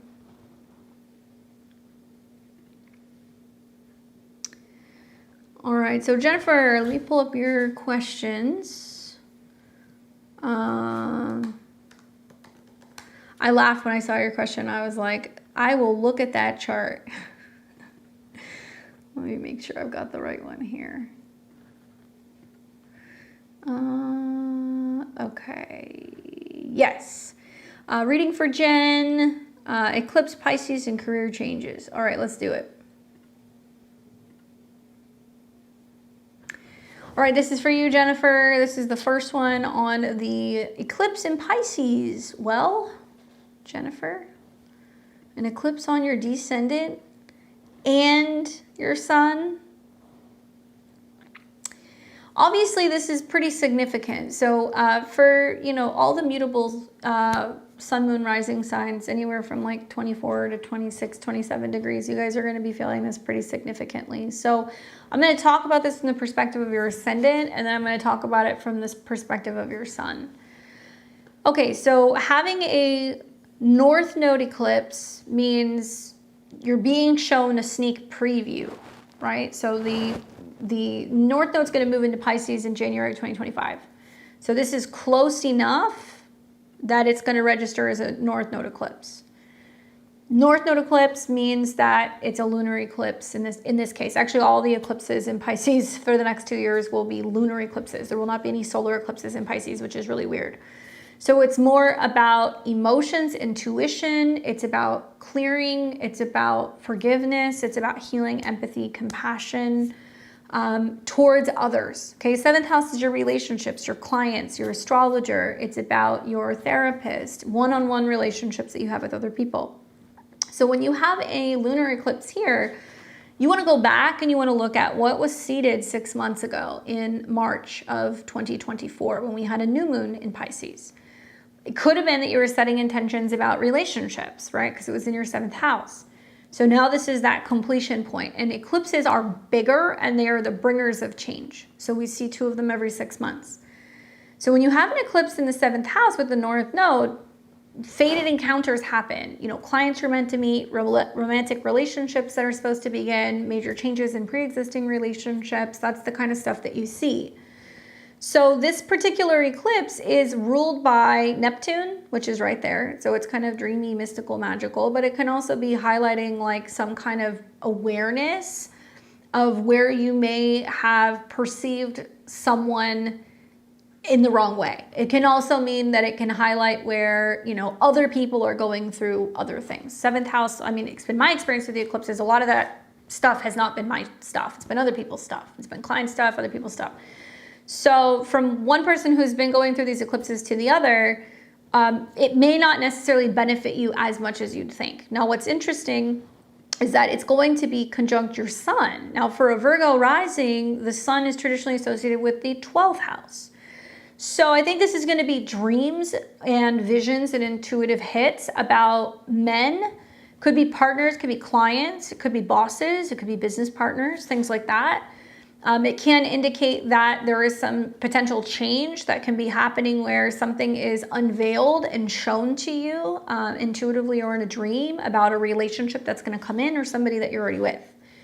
And this eclipse is going to square Jupiter, which makes everything bigger. So if you look at the chart, Jupiter is the focal point of the square, and it's technically belonging to your 10th house. So to me, it looks like Major changes revolving around your status, relationships, visibility out in the world, recognition. Like 7th and 10th house are the two houses where people are really going to see you.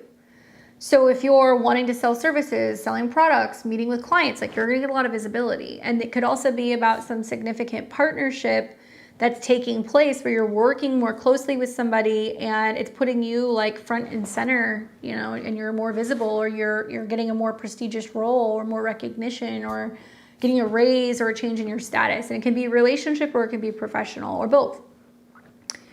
Now, the fact that the eclipse is on your sun from the perspective of Pisces is like, whoa, I'm going through a radical change. You know, I'm coming into more of a sense of awareness of what I need. So it could mean what you need in relationships, what you need in partnerships. People who are coming in that are saying, how can I help you? Can I work with you? Can I take you out to dinner? You know, can we collaborate? That kind of stuff.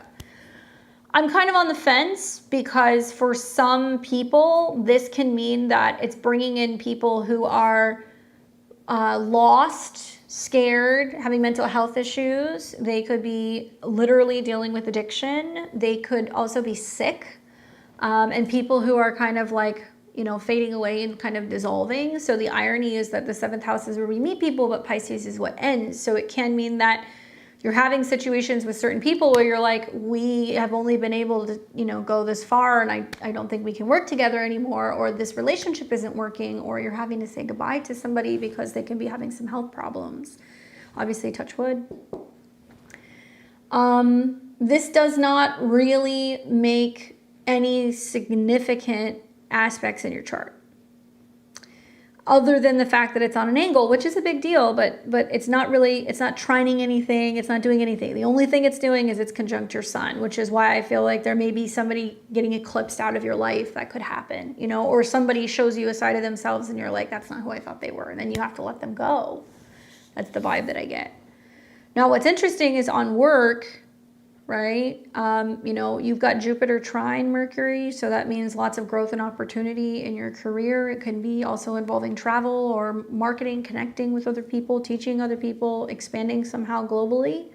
So that's a good fortuitous aspect. Jupiter trine Jupiter, Jupiter trine Mercury. Yes, Saturn is still in your 6th house, right? So you deal with like incompetent coworkers, timelines, you know, having to take care of your physical health, balancing out health in your schedule. Eclipse is on your sun plus Saturn coming into conjunction with your sun. You really want to watch for like, are you working? Are you overworking? And the impact that it's having on you physically or mentally, or your immune system. You know, I would listen to Libra rising horoscope for the next month, or for the eclipses, if you listen to my eclipse webinar, because you're having an eclipse that's on your sun, which is significant for Pisces placements, and then you're having also the other eclipse that's going to be taking place in Libra. So it may be about changes in terms of like how much you're investing yourself into certain projects, changes in your eating habits or your health habits, maybe that can kind of be happening. But both of the eclipses are 1st and 6th, which is health, habits, body, you know, so there can be some health stuff that can kind of come up here. Nothing critical, but I do see that.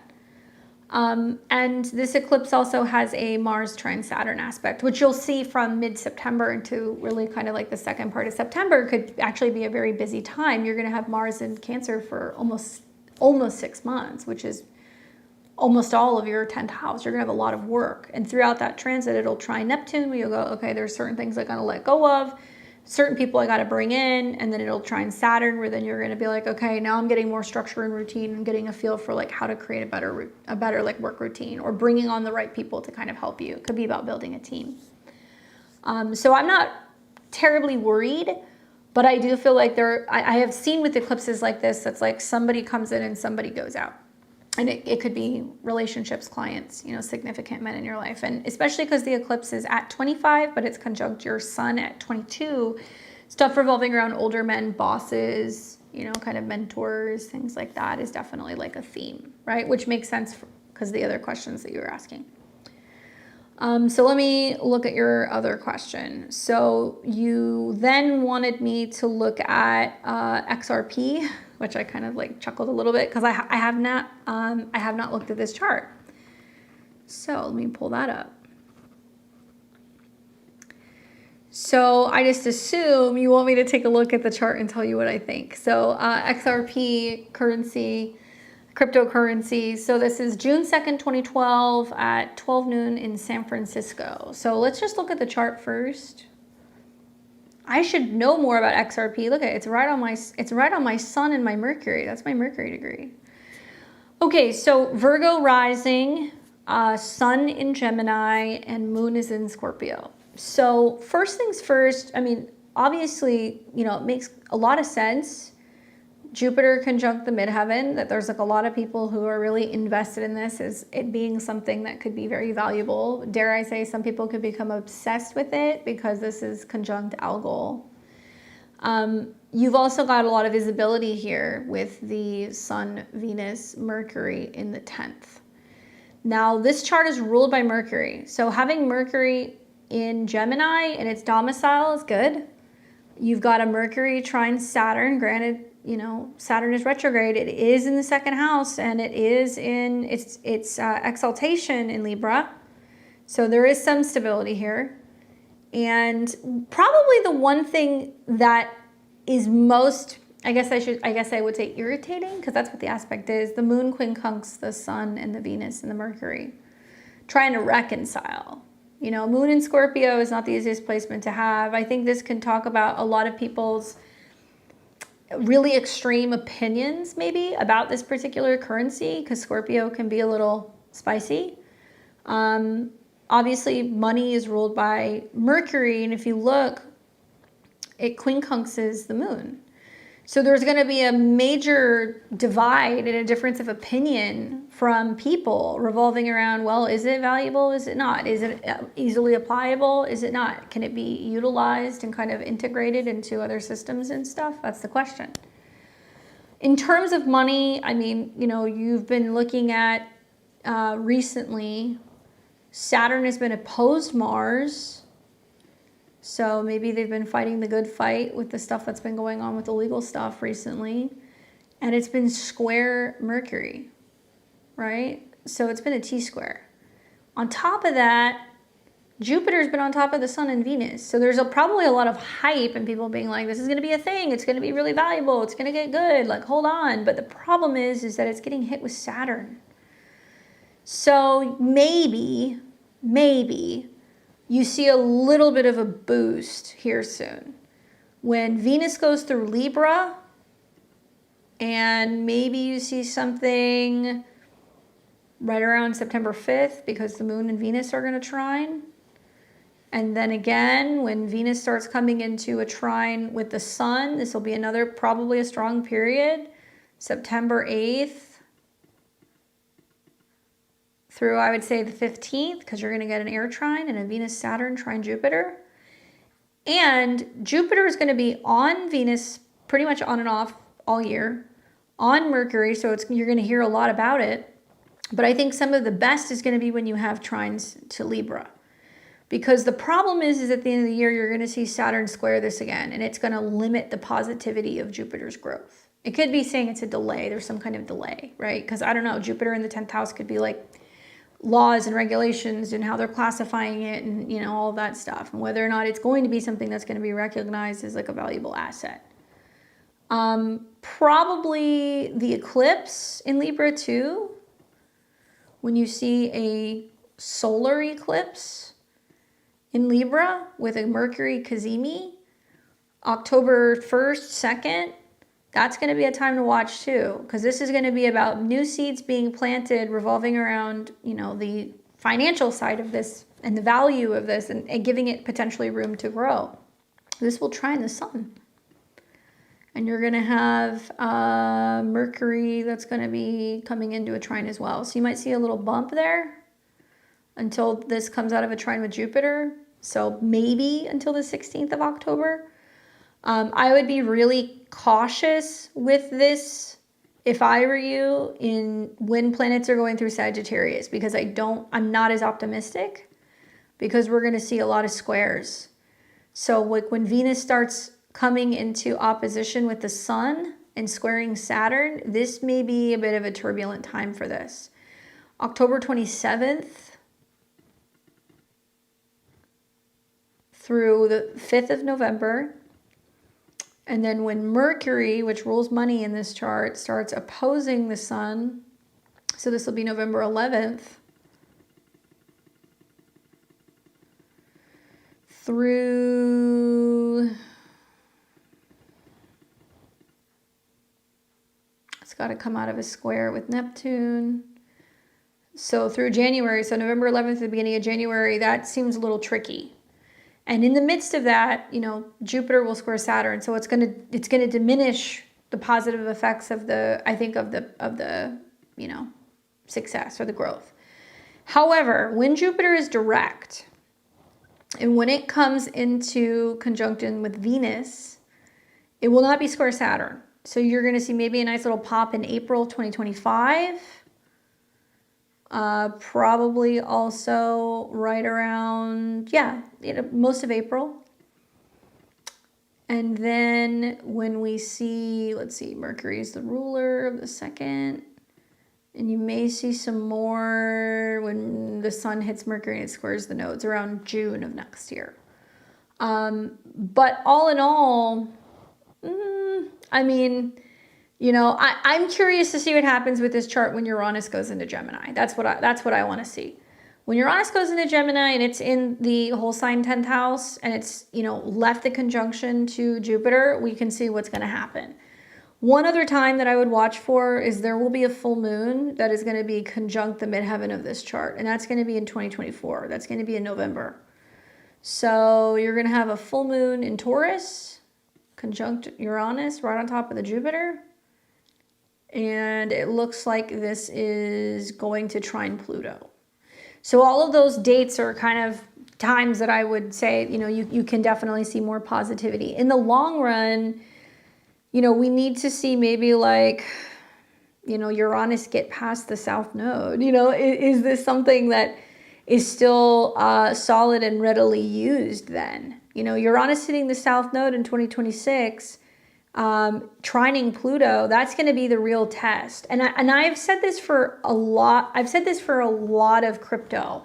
I feel when Uranus is out of Taurus and it's no longer doing its wild stuff, I mean, it still is wild. I mean, Vedic astrologers now see it as going into Taurus. So a lot of Vedic astrologers are going to tell you, well, now things are going to get crazy. Now that's going to trine Pluto, and Pluto is about power and wealth. I think 2026 is the year that's going to separate certain cryptocurrencies, you know, from what may be considered non-usable to what is considered or deemed valuable, and will then start to prove their value and their worth. There's no doubt we're moving into a lot of tokenization and stuff in the future. That's going to happen, but this is going to be the time to watch when this is hitting the south node and it's trining Pluto. And then we continue forward. But I think with Venus retrograde conjunct Mercury, squared Mars, and the quincunx, everybody's going to have their own opinion about how well this is going to perform. But certainly, yeah, I think you're going to see a couple decent pops. It's unfortunate that you get snaked a little bit with the Jupiter transits, which probably would have brought more money with Jupiter conjunct Mercury trine Saturn. But with Saturn square, there's something that's holding it back. It's like not getting enough recognition, or it's getting bad press, or there's people who are, you know, betting against it, or people who are dumping it, and people who were supporting this particular kind of currency or this technology who are now coming out against it. And that's part of the problem of what's kind of going on. Anyway, I hope that's helpful in giving you some insight. And then Jennifer had another question. She wants me to look at somebody else's chart. Let me pull up his chart.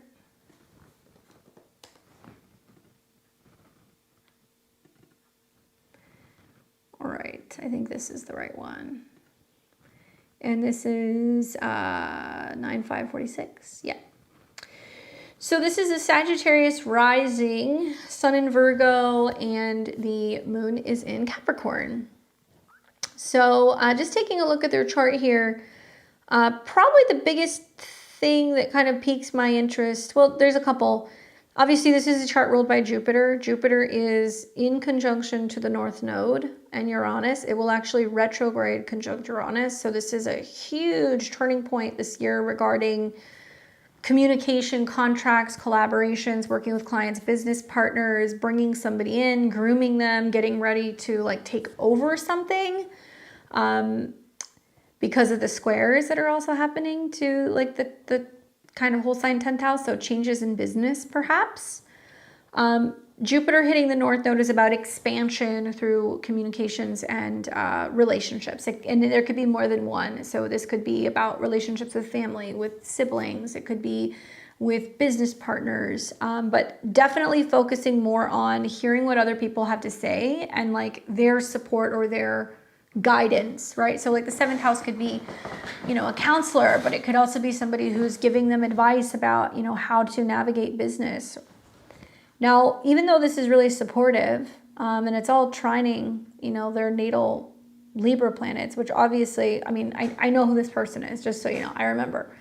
But the trines to the 10th house is saying through support from another person, success and growth that's coming through a business, right? And you're going to see eclipses are going to be there. There's about to be an eclipse that's going to be in conjunction to Neptune and Mars. So that's definitely going to be about a change in direction, maybe with a group of people who he's affiliated with at work. The other side of this energy is like Saturn and Neptune. Saturn and Neptune hanging out at the bottom of the chart, squaring the North and the South Node. Pretty much just Saturn. Heaviness around home, family responsibilities, being confined to home more than usual, feeling a little gloomy, but also it could be about, slowing down, spending more time at home, right? And there's something about this Saturn, Neptune, which is that getting things in order, getting things together, preparing and like communicating and like saying the things that he has to say to people while he feels like he still can, right? And that's important. Now, you're going to see a pretty significant series of things happen. So let me kind of walk you through this here. So the first one is going to be the eclipse, which is going to be in the 4th house. And for all Sag risings, they're going to feel this heavy. It's going to be like something going on with the home, something going on family, if not needing to be home, dealing with emotions, stuff pertaining to memory, and also like long-term life care sometimes comes up here. Obviously makes it bigger because it's square Jupiter, but it looks like there's support from other people. And it's pulling him away from work and into his private life, right? And then you're going to see the second eclipse, which is going to be on October 2nd, right at the top of his chart in technically his whole sign 10th house. So it's work related. So it could be about announcing new partnerships or leadership roles or whatever. But this is about a group getting wind of the fact that somebody is being brought in to help navigate taking something over. And then you're going to see the third Saturn-Jupiter square where there's this tug of war between, do we end things or do we start new things? And like we start to kind of see you break out of that in December. But I'm thinking about next spring. I'm thinking about... when Venus and Mercury go retrograde right over his IC. This is a time where you really want to watch his health. It's going to be like right around end of March of 2025. And it looks like it's also going to be about the involvement of maybe a firstborn person. Like if he's got children, like his firstborn being involved in like being in the home or coming around or helping in some capacity. That's going to be end of March and April.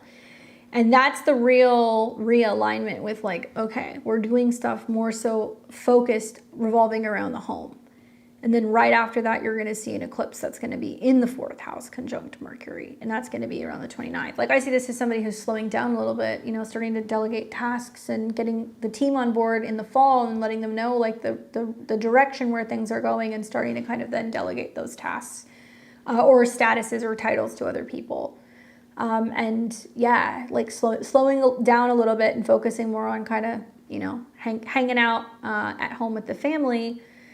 And then there will be the Virgo eclipse that happens right before that. And that's supposed to be about taking some Sag risings kind of out of work and focusing more on, what's happening at home or what's happening emotionally. So it's all in preparation for that. So it almost looks like he either knows that he's going to make the segue, or he's wanting to kind of line the perfect people up in order to kind of get ready for that transition.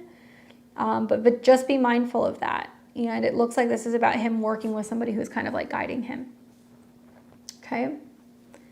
I hope that's helpful in giving you some insight on those topics. Thank you for your support and your generosity. All right, so I've got Ilana, then we have Amanda, then we have Rosalie. Okay. All right, so let's look at Amanda.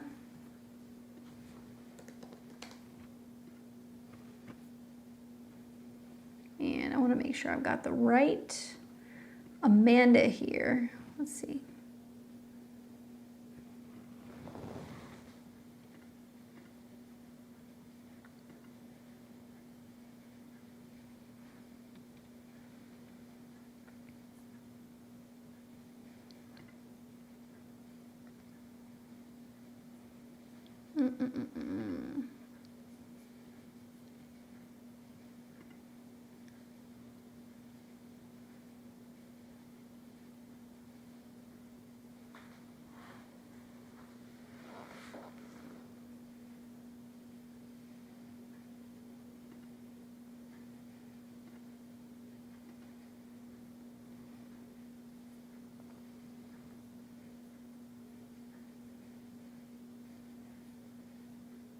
There we go. Amanda is January 2nd. All right. This is for you, Amanda. She says, can you please look at my chart and give me any insights on what you see transpiring in the next few months in regards to financial relationships or career? All right. Well, I will tell you what seems like the most focus. Man, you are under one big mutable square, huh? So 11:44 p.m. All right, Amanda, if you're here, let me know. So just a little word of advice, okay? Look at your IC, your midheaven, your ascendant, your descendant. It's all at 29 degrees. So you have critical degrees on all four angles. So that tells me that when you see planets that are coming to those late degrees, everything changes, right? So just keep that in the back of your mind, because Neptune right now is at 29 degrees. So that means that when it comes to where are relationships going, you're like, I don't really know. Neptune's like, it's confusing, or people show up and then they disappear, or I've got a partner that, doesn't really know what they want. That's squaring your midheaven. So when you have Neptune conjunct your descendant, not only are you having trouble seeing clearly with relationships, but it's also that lack of direction with relationships is making it really difficult to see the path forward when it comes to your long-term goals, your career. So there's a tendency to be a big question mark, basically, for both of these things. And simultaneously, it's squaring your IC, so it can have questions about where am I living, how do I feel, and it's opposing your ascendant, so we don't always see ourselves so clearly. That's been hanging out there for like the last year or so. What's happening now is that Mars is getting ready to hit now 29 degrees. So that hitting 29 September 3rd, and then when the sun hits 29, right around September 20th, are major turning points. And to be honest with you, everything's going to change. Mutable signs are about change. You're probably going to find, because you're Mercury ruled, that there's a lot more working through some of this stuff when you get to like end of November through December, when you have a Mercury retrograde over your natal Mercury. To me, it seems like if I were to go in order of what seems most important, probably the most important thing that's happening right now is allowing room for change in all of these areas. I say that because Uranus has been conjunct your North Node in the 8th, which means, changing the way that you look at your joint resources, your intimacy, your vulnerabilities, anything revolving around fear or blockages. And it's been dancing on your moon, which means your goals should be changing, or your friends are changing, right? Maybe you feel a little crazy, but it will pass. The other thing that I think is really important is that, you know, you are going to have a very busy time at work. Even though you're a Virgo rising, I read this like a Libra rising, you know, Mars is going into the 10th house, which means you're supposed to be really focusing on what am I doing at work professionally? Where am I taking some kind of initiative, some kind of action? And this could be about something that you feel most emotionally attached to or passionate about, or your emotions are incentivizing you to like actually make a change or go for something. And what's beautiful is that you're going to hear as a Capricorn, oh, it's about action in relationships, right? But it's in your 10th house. So it's like, are you looking for a long-term relationship? Do you, you know, want to be a mom? Are you thinking about maybe, you know, wanting to find a relationship where you could settle down and get married? You know, you may be thinking about that because it's going to be 7th house from your sun in the 10th house of public status. So you'll have time to work through that. You don't need to figure it out right now. But I think that you're in a really significant kind of turning point, and the actions that you take at work over the next month or two, I think is very important. Not only because you only get Mars in the 10th house every 2 years, but Mars is going to trine Pluto. You could bring more money. Mars is going to trine Saturn. It could also help you feel more secure and stable. Mars is also going to trine Saturn in the 6th house. It's just a matter of finding your groove or schedule or work that works for you, right? Relationship-wise, you know, Uranus is square your Venus right now. So that means that there's still a lot of things changing in terms of what you want in relationships. On one hand, you know, with Neptune on your descendant, there's a lot of clearing out the past and like dissolving old perspectives on relationships. Be mindful you can bring in some crazies of that degree. Be mindful also that you can bring people in that you don't perceive properly. Like I've seen a ton of Virgo risings at 29 degrees with this transit, and they find out that their partner has like a drug issue, or they meet somebody and then they find out that they're like an ex-convict. You know, prison is Pisces. They, you know, end up meeting some guy and then they start stalking them. So I'm not saying that to scare you. I'm just saying kind of keep an eye out. You know, late degrees of Pisces are a little wonky, and it's about an ending. And probably what's going to happen is when Saturn and Neptune are both in your 7th house in the spring and you're having these like retrogrades and stuff. So I'm thinking like March, April, May. That's going to be a more prominent time in your relationships, in my mind. We got to see Saturn and Jupiter come out of a square too. It's almost saying like, you know, if you really want a big change in your life or in your status, or if you do want to have more stability, then it's going to require you to kind of be more clear when it comes to your relationships and like what you're expecting. And I would say probably some of the best stuff could actually happen once Saturn and Neptune are in Aries, because at least it's not at a critical degree, right? At least it's, you know, now starting to, you know, make some other aspects in your chart. It will be still squaring your natal Neptune, but it's gonna be making some better aspects in your chart. It's still slightly sextiling your North Node.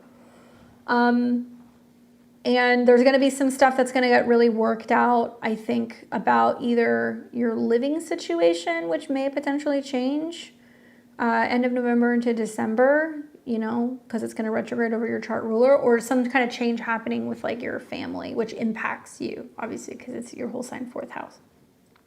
But next year, Jupiter goes into Cancer, so it's going to oppose. So like, I do think you're going to have more career growth. I do think you're going to have relationship growth. I do think that it's going to be a really life-changing time for you, but it looks like it's more about not putting the emphasis necessarily on career. It could be more about relationships and kind of getting grounded out and doing some home building of some sort.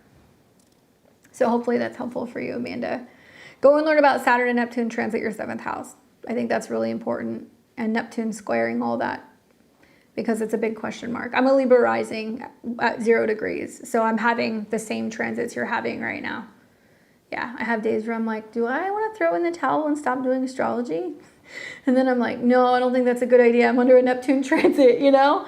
Like, no. So come back. Let me know what happens during some of those time periods. I like to hear. All right, so who do we have next?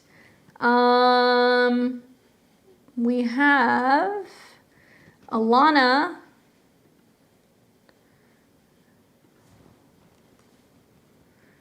And then Rosalie, and then Leah. Thank you guys for your patience. I appreciate it. All right, Miss Alana. take a look at your question.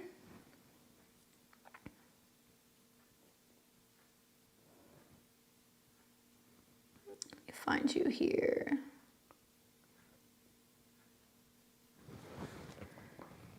There she is. All right, we've got another 29-degree Virgo rising, so this will be fun.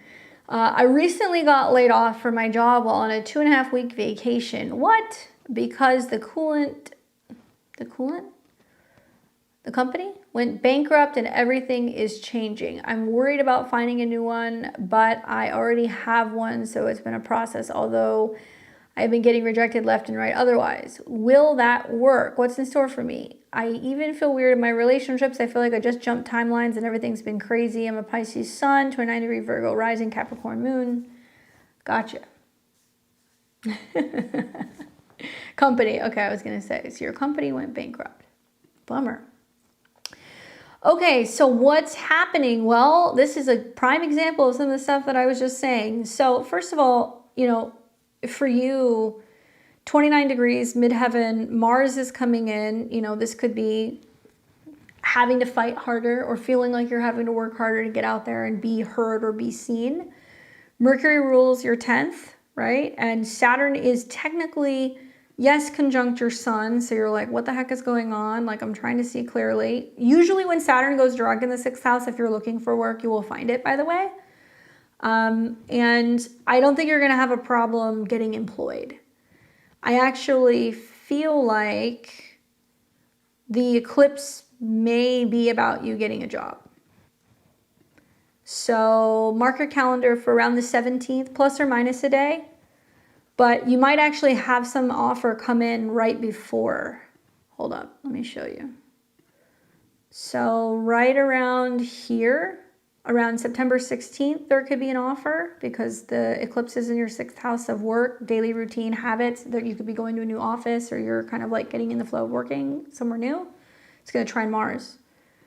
If not that one, then we got to see something between Mercury and I would say Jupiter.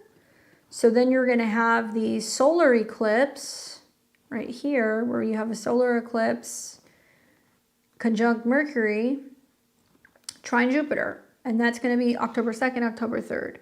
One of those 2 days, oh, I already have a job interview, but I'm not getting any others. Okay, no, there's going to be more offers that should come in with these because your Mercury is not badly aspected. I think as soon as Mars goes into Cancer and it trines your Saturn and your Mercury, you will either have another interview or you may have an offer. But both of the eclipses seem to be pretty prominent about working and getting paid. I don't think that's going to be an issue. And then even Saturn, you know, Saturn's going to come into conjunction with your sun. So Saturn's going to go direct, it's going to hit your sun, and that should be about doing something where you're working with a new company. See, the sun rules the 11th. This is about a company, creative, film, artistry, children. I don't know exactly what you do. It could be some new, you know, medical group. I don't know what you do, but even this is at a Leo degree. What kind of work are you in? Because I think you're going to be in something better. I will tell you, be very selective. Oh, you're a writer. Okay. So, Mercury ruling your 10th. I feel like you may find a company that recently either merged or, I don't like using the word downsized, but they may have either gone to like a remote working situation where they're hiring people and it's freed up more of their budget and they're like, okay, you know, we're still having people work, but they don't have an actual physical office space because Saturn is going to be hanging out in your 6th house for a little while. And being that it's still in the sign of your Mercury, you may not have a traditional 9-to-5 work in tech, sadly. Okay. So, you know, this may be also that you're doing something that where you're, you know, connecting with people out afar. But between Mars trine Saturn, which you will see several times in the fall and then in the new year, I don't see you not being employed. I think part of what's going on is that there's bigger issues from Neptune coming into a square with the nodes. And to me, this seems more like relationship oriented. You know, Neptune's on your descendant, Saturn's going to come onto your descendant. They're both going to go into Aries. They're going to square. And to me, that tells me like next spring, it's going to be more about like, where am I going with relationships? So I know you're asking about work, but I think you're protected. You know, some of the best work transits have still yet to come. You'll probably be very pleased with the change that you either make this fall or in the spring of next year. So like I said, be selective with what you end up doing, because there could be another job change in the spring with some of those retrogrades, although they're positive. You know, February, March, April, maybe then you do, you know, go into an office or the company does expand. But if you don't like what you're doing, you could change again. So be selective. But I need to see Jupiter trine Mercury, right? And that's going to be right around June of 2025. That's going to be like, oh, I'm really glad that I made the changes that I made. And then you're going to see this again when Jupiter trines Saturn. And honestly, I feel like you're going to, I mean, as a late degree Virgo rising, almost a Libra rising, you know, Jupiter going into your 10th house next year in its exaltation is good. It's going to trine your Pluto and then your Saturn. Like, you're going to make more money and you're going to get more recognition for what you're doing. I think you have to be working with a better company. That's kind of the feeling that I get. But be mindful, yeah, Mars retrograde, it's going to be in your 10th house. I think it's just more about, you know, staying alert with what's going on. You might have to kind of pivot and change your schedule a little bit. You have to be a little flexible in September when you have these eclipses. Don't let the job search or the stress revolving around that wear you out, because there can definitely be getting a lot of like worn down because of the eclipses in your 6th house. Anyway, I hope that that's helpful for you. Sending you lots of good work vibes, steady work vibes. All right, so we have Rosalie, Leah. You guys are next.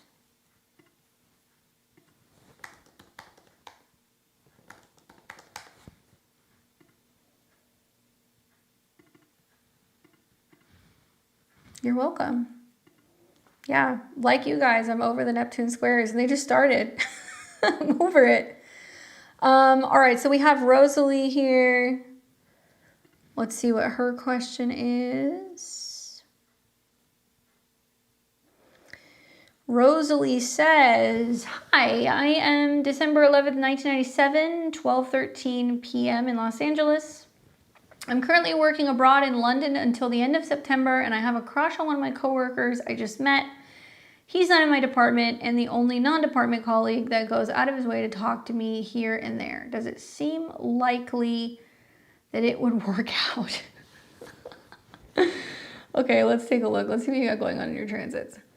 So Rosalie is a Pisces rising. She has got her sun in Sag and her moon is in Taurus.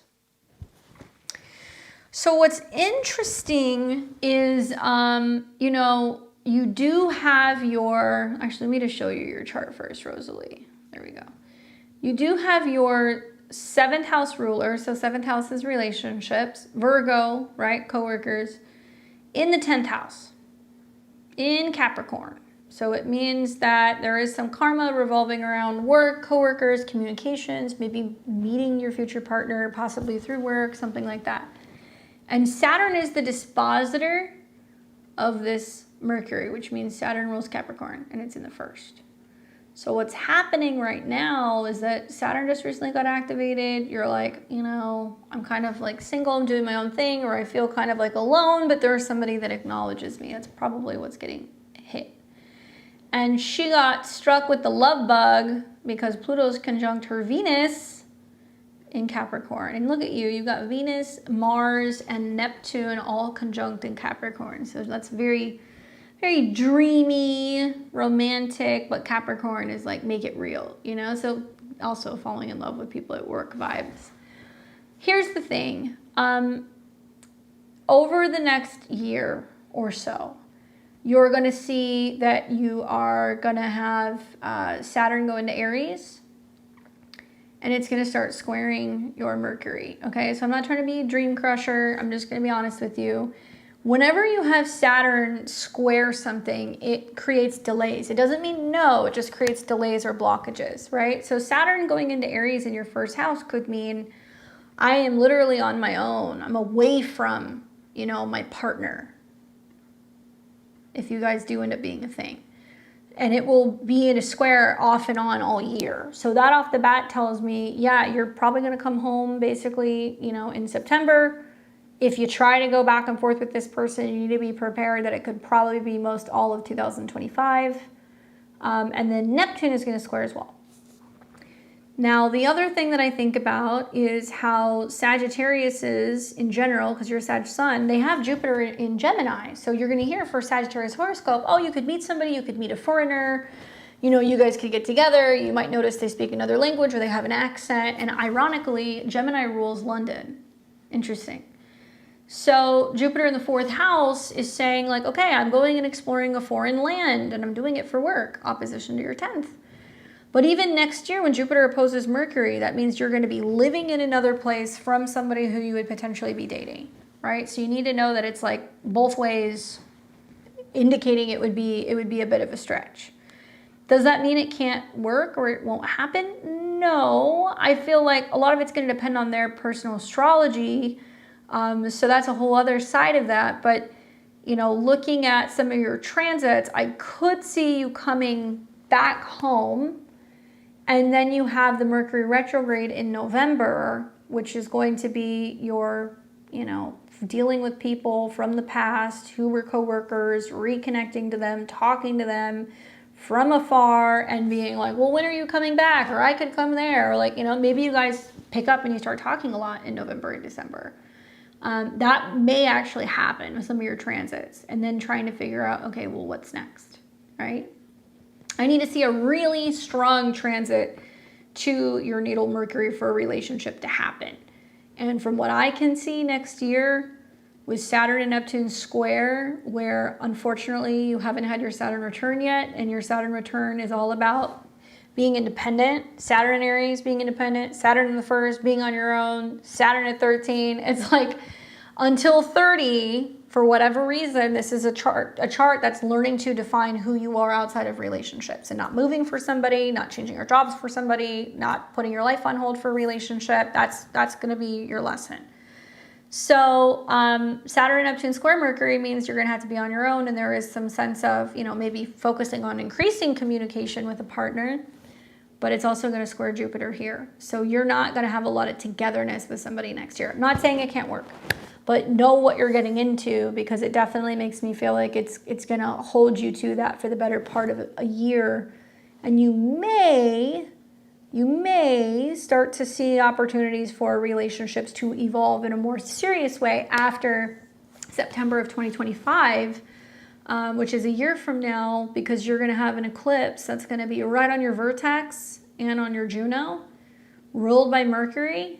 And Mercury is going to be in the 7th. So more relationship opportunity potential could happen from there. But just looking at what you've said to me, older guy, I don't know if he is, who you work with, who may be a little bit more direct and assertive, and he goes out of his way to talk to you. You know, your chart says that something about the relationship you get involved with, you either meet them at work, or they will be somebody who will keep coming back and reaching out to you, or they keep talking to you, or even when you stop working there, they'll email you or they'll call you. And that's how you'll know that it's them, because the retrograde means they return. And the 10th house is somebody else's 4th house. So with Mercury retrograde, I wonder, well, do you end up dating somebody? And then you're like, well, who would do this? Like, who would move? And like, if he goes, well, I would move, you know, I would be like, oh, okay. You know, because it really indicates that that is what's most likely to happen. Even your sun at a 19, which is about, you know, marital partner in Sagittarius in the 9th house, that can be talking about some person that you end up being in a relationship with that's a foreigner, right? So you've got a couple signatures there. Just be mindful that Pluto's conjunct your Venus right now. So you're going to be like hopelessly and gloriously like in love. It's conjunct Neptune too. But you'll start to see more clarity in regards to relationships when there are some supporting outer planets with your Mercury. You will see that, at least not for a year. Maybe when Jupiter is in Virgo. Yeah, so when Jupiter is in Virgo. So closer to 2027, you know, that's like the next time you're going to see an outer planet trining your Mercury. But 2027 and then I think 2028, 2029, Saturn trines it. So you're still a little ways out, not too far, but that's when you're going to start to see some real growth in the relationship area. Just fun fact, right? When you're 30, you're in an annual perfection year 7. So that means that from 30 to 31, there's like a lot of relationship stuff that happens, and you have your relationship ruler in your 10th house. So you're either going to commit seriously to somebody, like you might get engaged, you might get married, change your status, or you might meet that person. So for me, it's like, maybe 28 when you have your 5th house year, and maybe 30. Those seem to be bigger years for relationships for most people. We see people starting them and people ending them. It just depends on your situation. Anyway, I hope that's helpful for you. Get the guy's birthday and come back so we can really look at him and see what he's got going on. All right, so we have Leah, and then we'll have Frankie, Amy, Elaine, and Mila. All right, so we've got Leah. Yeah, not a fan of the English breakfast. All right, so we've got Leah. What's up, girl? Cancer rising, sun in Capricorn, moon in Capricorn. Leah says, I want to know the situation that occurred on August 9th. Okay. Let's look. There we go.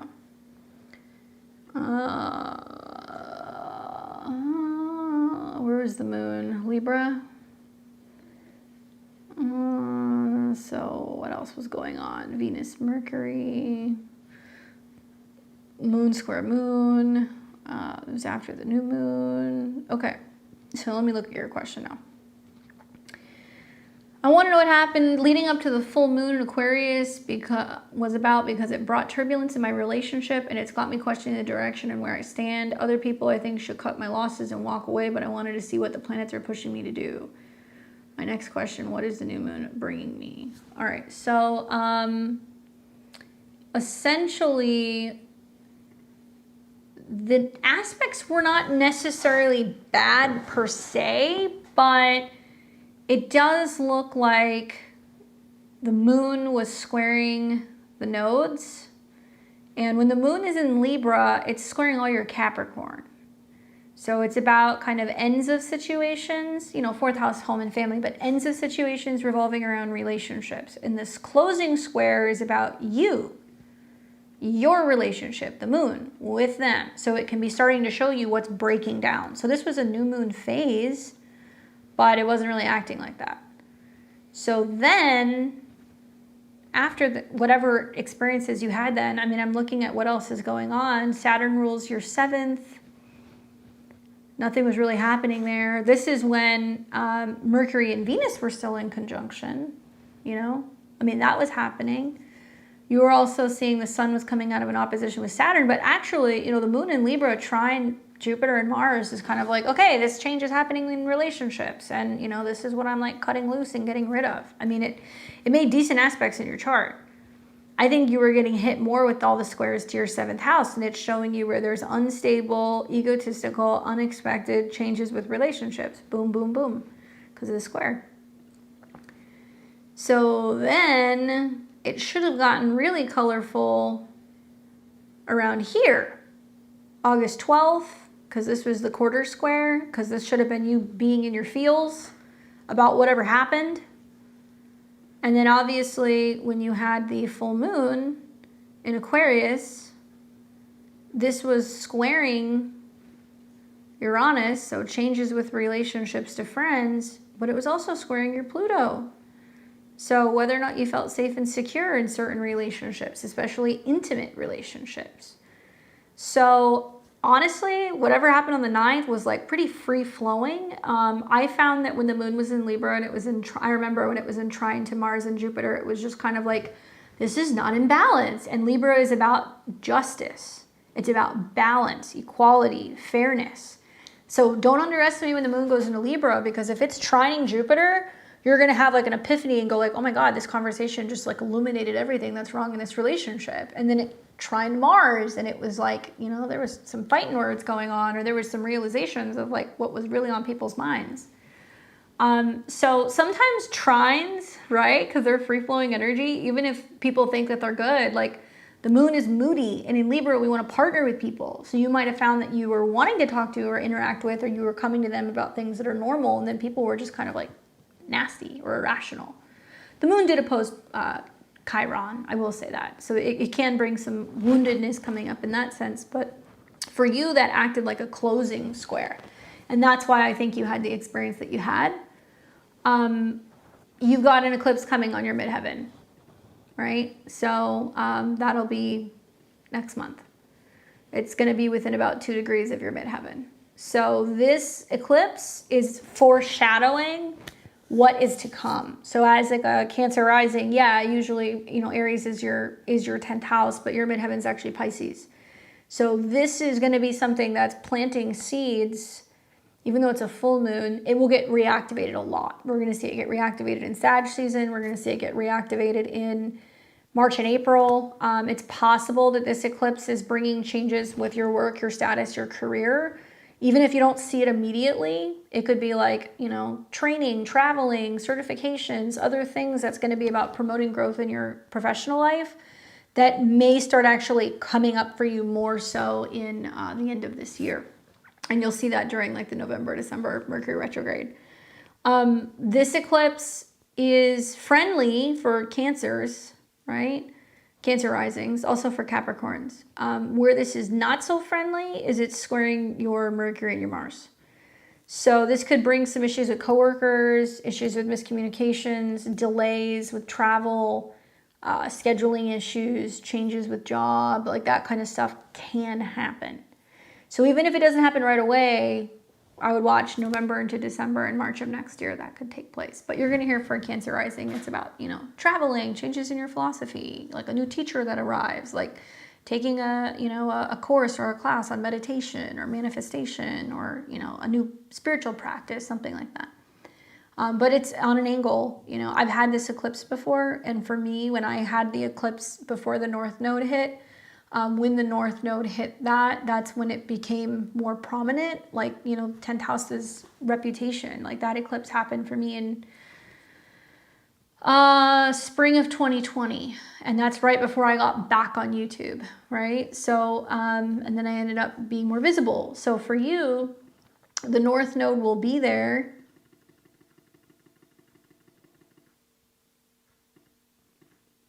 right around,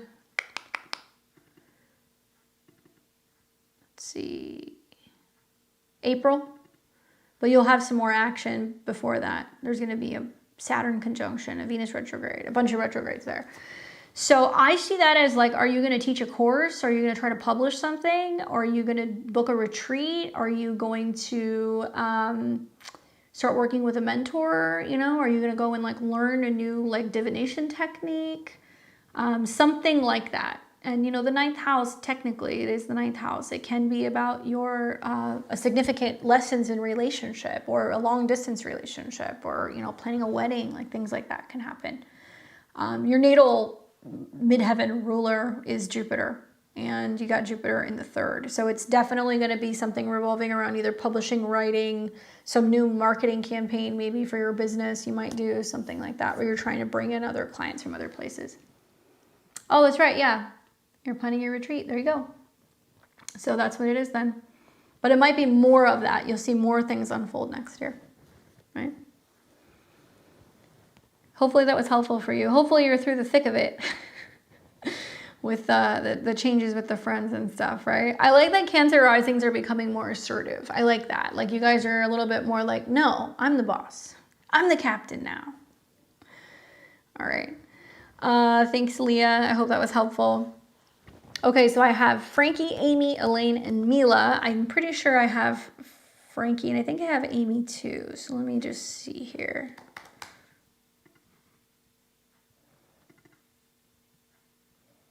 And I want to make sure this is the right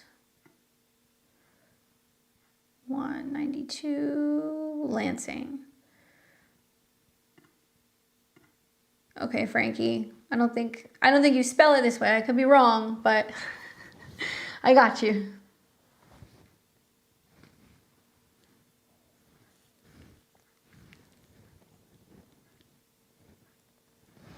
All right, so I've got you, Frankie, May 11th, 92. Says, hey, Candace, I just want to focus on the events that will happen in my 5th house once Pluto goes into Aquarius. Do you see any love events? I do like one of my guy friends, and we've always had a passionate connection, wondering if it will ever go to the next stage in a relationship. All right, let's take a look. Well, certainly that may be like the textbook like transit, you know, Pluto goes into the 5th house, like a really intense love affair with a friend, Pluto in Aquarius. Sure. Yeah, I could see that happening. I think that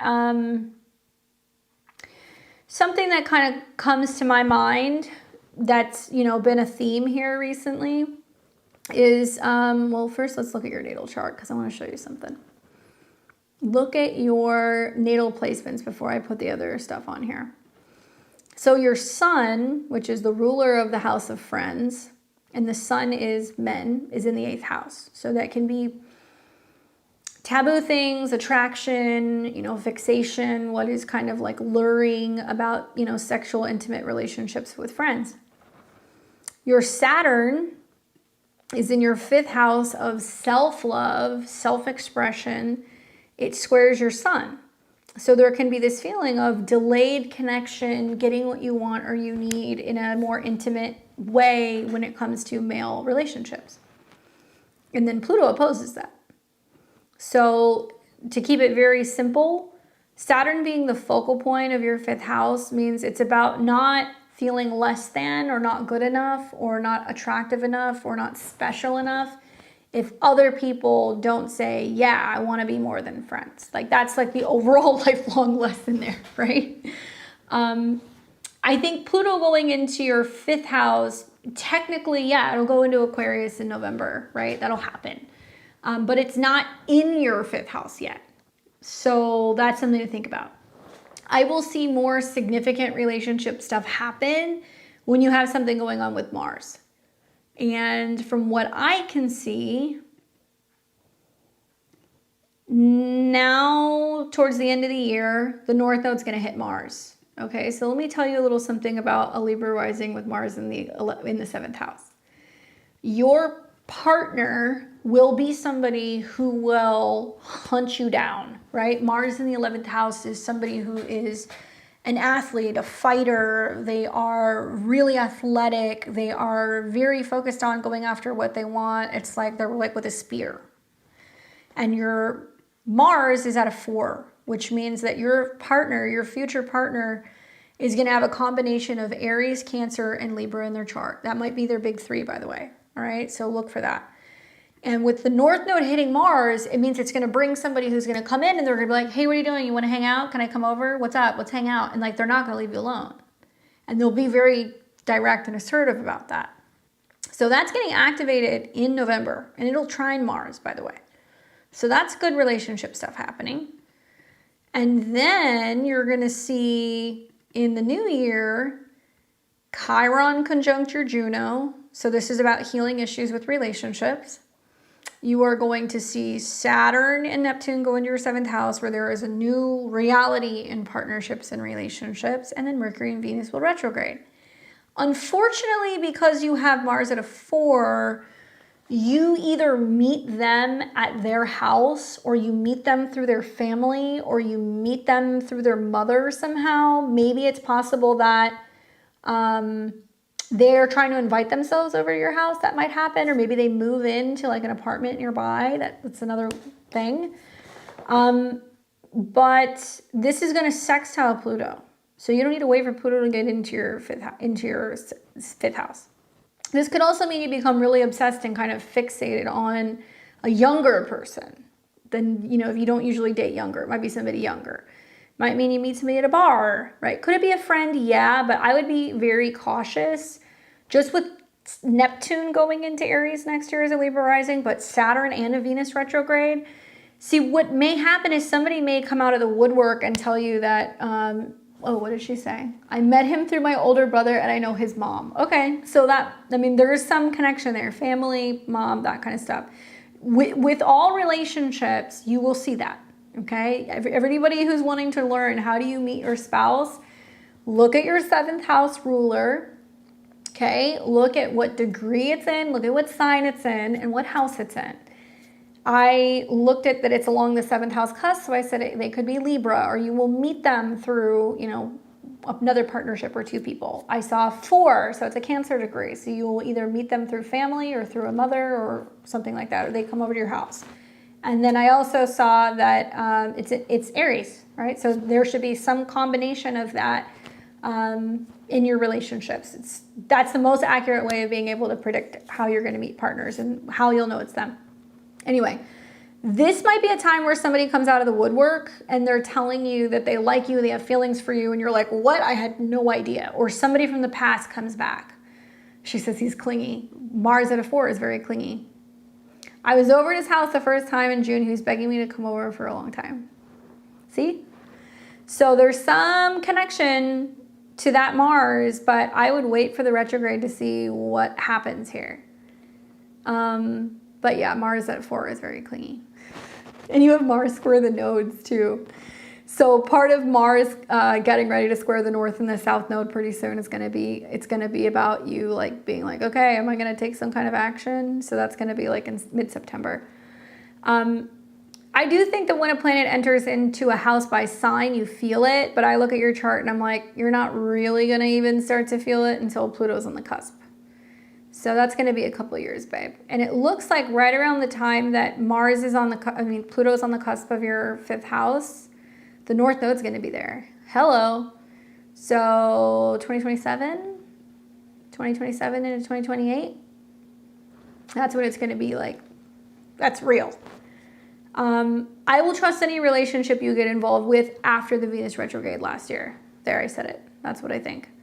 But Chiron on your Juno, that's a good transit. That could be bringing somebody in who could be like long-term partnership material. And it doesn't matter who you meet, you're going to meet men that are going to be clingy and selfish and needy. So that's Mars square the nodes at a 4. It is what it is. Just be thankful that Uranus is no longer on your Venus or your Sun now. And your Mars is not being negatively aspected yet. You're going to have another reevaluation of relationships when Neptune and Saturn hit a 4. So living with somebody, getting engaged, getting married, like, you know, you'll talk about that stuff after 2026. You got about 2 years to kind of sort some of that stuff out, if these are things that you want to do. I could see it happening though, especially with the retrograde. I mean, Mercury's been retrograde in your 11th house, and it's been square all of your stuff, and it's been in opposition to Saturn. So have you been trying to reevaluate whether or not there could be something more? Is that what you've been thinking about?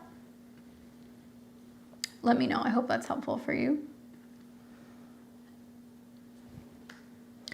All right, so we have Amy, Elaine, and Mila. Thanks, Taylor. Let me see. Do I have Amy?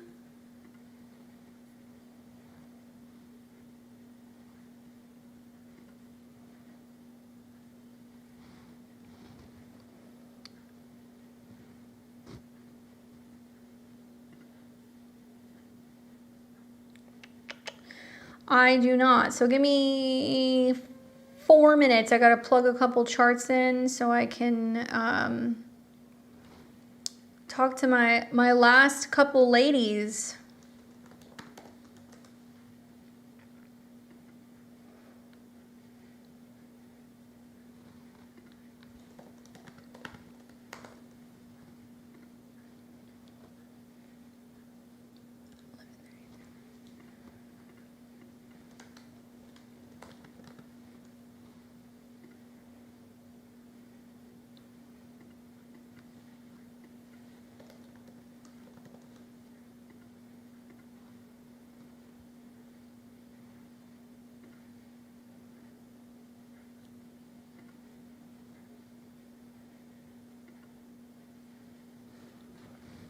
Is Amy still here? Do I have this correct? You put, is it New Elm? Oh, I found it. It's brown. I was like, where is this?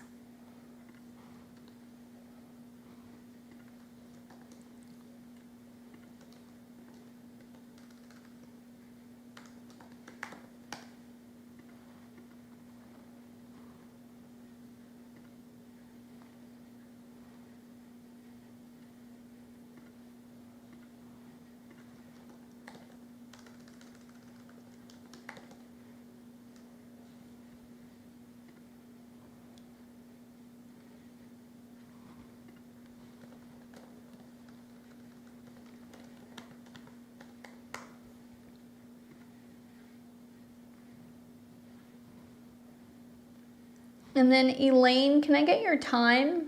I think you might have sent it. I'm not sure. Maybe you did.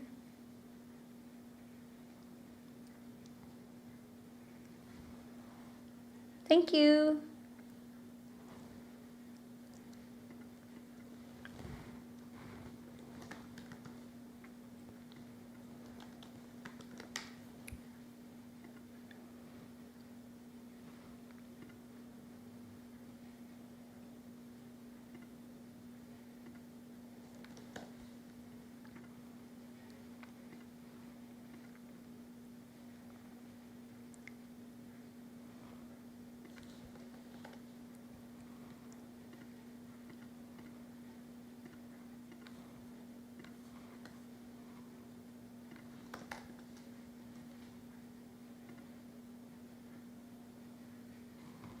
See, I might have that chart.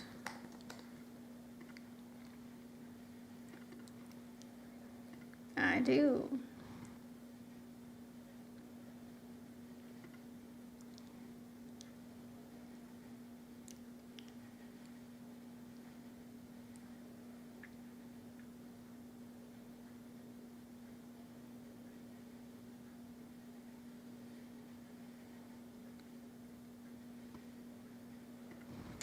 All right, so let's pull up Amy. All right, so we have Amy first, and then Elaine, and then Mila. So if there's anybody who sent after that, I will send it back to you, don't worry. All right, so let's look at Amy's chart. She is January 6, 77. She says, hi, I'm changing job locations. The salon I worked at closed due to bankruptcy spring of 2023. I moved to another salon 4 blocks away. I have an opportunity to moonlight at a salon closer to home. Scary thing is, how many will follow me 15 miles? I have to do the work, build the new salon. So how long do you think I'll have to moonlight? Is this a good move? I think, well, I think people will follow you because you're going to have Saturn sextile your sun, personally.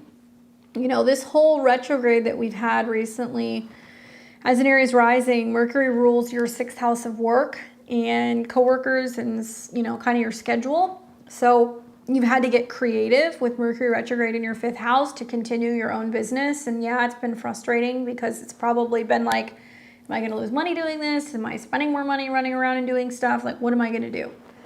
When you have a more solid aspect with Saturn, you will find that things are going to improve. Unfortunately, August didn't just boast a Mercury retrograde, which kind of screwed up your routine. We also had Jupiter square Saturn. And that talks a lot about whether or not you were going to have a consistent kind of place that you're working at. And if you were going back and forth between multiple places, it puts you like feeling like you're on the road, like you're running around a lot. Your sun is technically the ruler of the 6th house. And so what I think about is what's happening with your sun right now. Well, you've got Saturn sextiling it, which is why I think your clients will follow you. You are about to have Mars oppose it, so that does mean that it is going to be a little frustrating in the next month or so dealing with this.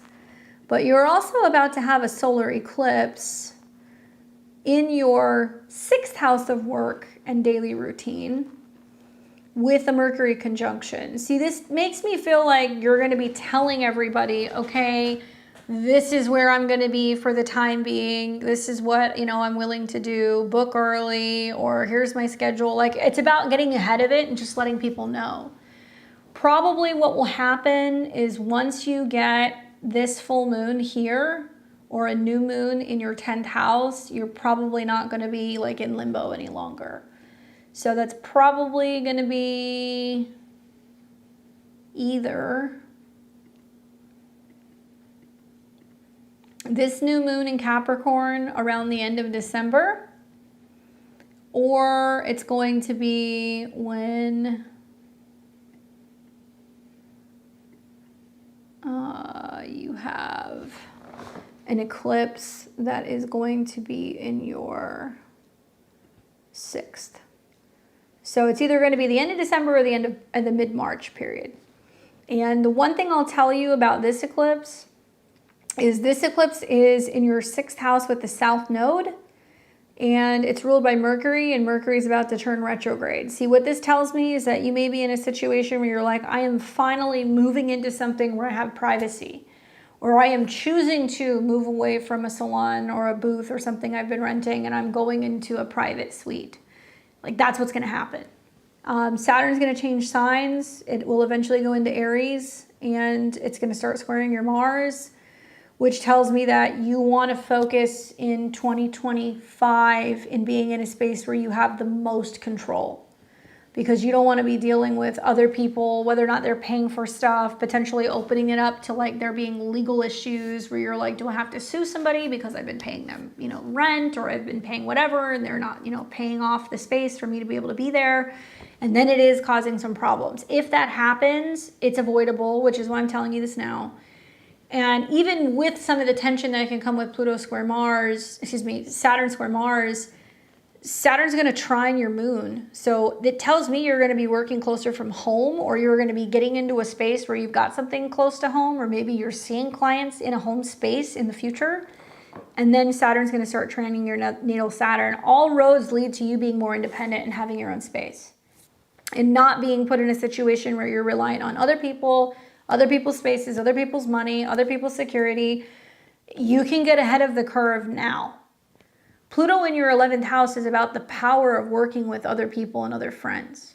So I would be like, what other independent stylists and other people are also in a similar situation where they don't want to pay a ton of money, but they're down to go and rent a communal space or start something together? That's what it wants you to do. Yes, this salon is closer to home. The new space is a 4-chair rental. You'll be fine, but at the end of the day, and I'm telling you this now, you're going to see this. And I don't like saying this, but I'm going to be honest. A lot of people don't realize this, but when Mars goes into Cancer, so in about 2 months, and it starts opposing Pluto, I have a hunch we're going to see in some places a call, whether it's for environmental or things that are going on in there being some civil unrest issues. I don't know what it's going to be. I can just tell you that Pluto at 29 degrees, a Capricorn, is super dirty. And we're going to see there's going to be major issues with government and government limitations. And they're going to want to limit where some people can go and what they can do. The last time we had this when Saturn was there is when we had the lockdowns, right? So I think with the Mars retrograde going on over your moon, which is your home, and it's going to retrograde into your 4th house, it's either going to be you going, okay, I like the new space I'm in, it's closer to home, or you're going to be like, shit's getting weird, I only want to see clients at home, or they can come to see me. And I'm not saying this to scare you. I'm just letting you know that can happen because Mars is your chart ruler. The salon is now in the city, the new one is in the suburbs. Okay, cool. So then maybe you feel like you're away from the crazies, right? Because didn't you have all those issues in the last salon because there was like a bunch of riots? Wasn't that you? I think. Just know that you're going to want to be closer to home. That's all that I can tell you. And if you are working closer to home, great, perfect. But there is going to be something within the dates that I gave you where there is going to be something new. Start getting the word out, telling people, especially right around the eclipse. You can create incentive to have people come and follow you, to this new place. It's further away, but it's like you know, hey, you book early, whatever, I'll give you % off. Or, you know, if you guys want, I'm giving away freebies, you can give away products and things like that. Something like that's happening. That's intense, it kind of incentivizing and bringing clients in and trying to kind of get them to stay, you know, or to be willing to kind of come. Your marketplace is your 7th house. So now's a good time to start getting all that ready so you can make the announcement in October, because I think it's going to incentivize people to want to come.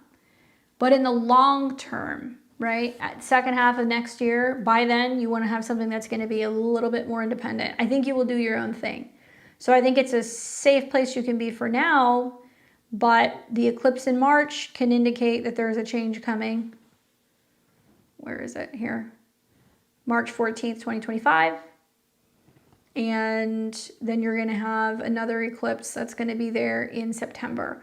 You've got about a year that you can, you know, I don't even like saying limbo. You're fine going where you're going, but by then, when Saturn's crossing your ascendant, you want to have something that's more your own. So it's fine for now, sure. People will follow you. With Saturn sextile your sun, people will follow you. They will. But start putting out the word and getting ahead of the curve. And like, look, it's about being creative. I know you're not crazy about doing the moonlighting, and this has been stressful. And there's one more Mercury-Uranus square. So there's one more curveball that still might be coming. And then when Mercury comes out of the square with Uranus, you're kind of in the clear. You're probably not going to like that you don't have as much privacy. And you will probably feel that, and that you're having to work around other people, or you're having to kind of share with other people. That's going to be right around mid-September. And then when Mercury opposes Saturn, I say this again around the 16th and the 17th. And then it'll start to kind of clear out a little bit. But it's about to be high season for hairstylists. So you kind of, you need a spot to kind of park it, at least until you're getting closer to the new year. So if you are making that transition in a new space, you can do that literally right after New Year's. You could do it at the beginning of January. Okay? I hope that's helpful. We have Elaine. What's up, Elaine? Thank you for your patience. Elaine is March 9th, 87. She says, hello, hello. I thought we could only ask one question if I can, and I'd also like to know what's going on with money since I'm waiting for some veteran affair money due to health matters. I'm in the military. I might go to overseas soon. What are the energy about my work situation right now, and also money? So work for you is going to be Virgo, Mercury, and so there's going to be a new moon in Virgo here, which is technically for a Sag rising in your 10th house, but it's connected to the 9th. So it is talking about travel. So likely when Mercury hits this degree, so I would say from September 2nd, with a real emphasis on September 16th, 17th, and 18th, that's when you're finding out about traveling and going overseas, because Mercury will hit that degree of where the new moon was. The eclipse will be in your 4th house where you're like, oh, home is changing. And then Saturn and Neptune could be about literally going somewhere overseas, somewhere foreign, right? And doing something new. What I will tell you is that that's still going to get worked out in some way. Like, I don't know if you go there like contractually, or you go there for so long and then you are either told whether or not you're going to move again, or if you're going to be staying there for a longer period of time. But watch March, April, May of 2025. That's when there could be yet another change. Okay. There's going to be another bigger change next spring. I can see it in your chart because it's going to be in your 4th house and it's going to square your Saturn. So it means that you're going to reevaluate whether or not you want to go to somewhere new. And that could be to like stay for a little bit longer than you think. Saturn in the 4th house is like throwing anchor overboard. You're like, yeah, maybe I'll stay here for 6 months, something like that. But I would anticipate you're going to do that. And I also think that that's coming because Mars is going to be right on your moon. Yeah, probably if you're not doing it now, it'll be next spring. But Mars on your moon is also getting you to move, you know? And then, my goodness, you have this other eclipse on your south node. So that's probably one of the more exact eclipses you're going to get. It is in your 10th house, so it is about changes going on with work. But for Sag rising, you're going to hear it's relating to friends and connecting with friends and people you haven't seen in a while, and like going and interacting with a new group of people and being around other people. So that's a fun eclipse. The south node is the past, so you might notice that there's a period over like October into the spring where you're reconnecting with people you haven't heard from in a while and joining like new groups, socializing and stuff like that. This eclipse, it also trines your Venus. So it's good for getting out there and meeting people, socializing. Like it's good for relationships or getting set up on dates or going places where singles hang out. I know you didn't ask, but I had to tell you that. The money stuff is probably Pluto and Saturn. Pluto is now retrograding back into Capricorn. So it means that it's now in your second house. So it's working through some blockages or transformations revolving around joint resources and trying to kind of wrap up a money thing. So it'll be like that for about 2 months until the third week of November. Money that's owed to you, well, that's more the moon. So what's interesting is that the moon was in conjunction with Mars. Now, I think that probably the money stuff's going to get worked out between Mars and Pluto going back and forth. So if you don't get paid out, let's say before November, then you're going to have to wait until after Mars and Pluto oppose. So you're trying to get something paid or some kind of insurance thing paid, and you're kind of like struggling or fighting with somebody to be like, this is what you owe me, or, you didn't take care of that. I don't like saying that, but that can happen. And probably what will then happen is when you have a full moon in Cancer, conjunct Mars is probably when there could be a payday. So it's kind of looking like closer to the beginning of January of next year. It could be sooner, but this is when Mars is retrograde, so you're reevaluating getting something paid back. Your Jupiter, right, and the moon is other people. So it looks like from the time that the moon leaves the conjunction to Jupiter, probably the first half of January, I would assume that's when you're going to get paid back. And then the sun opposes Mars. So that's also about like being like, okay, a decision was been made about getting the repayment. Okay. I hope that's helpful for you. Definitely pay attention. I'm going to put a Mars retrograde video out there, but for Sag risings, it's going to be like, pay me my money. You guys are going to be going back with like insurance companies and all kinds of stuff, trying to make sure that you're getting your stuff paid back.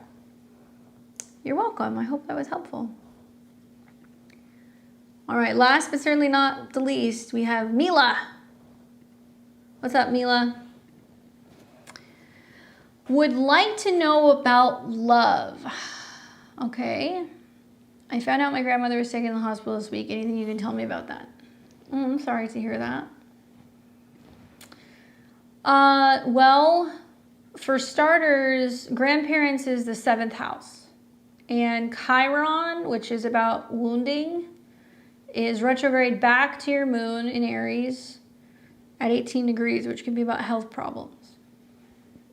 Now, Mars rules the 7th, and Mars is in Gemini, and it's squaring Saturn and Neptune.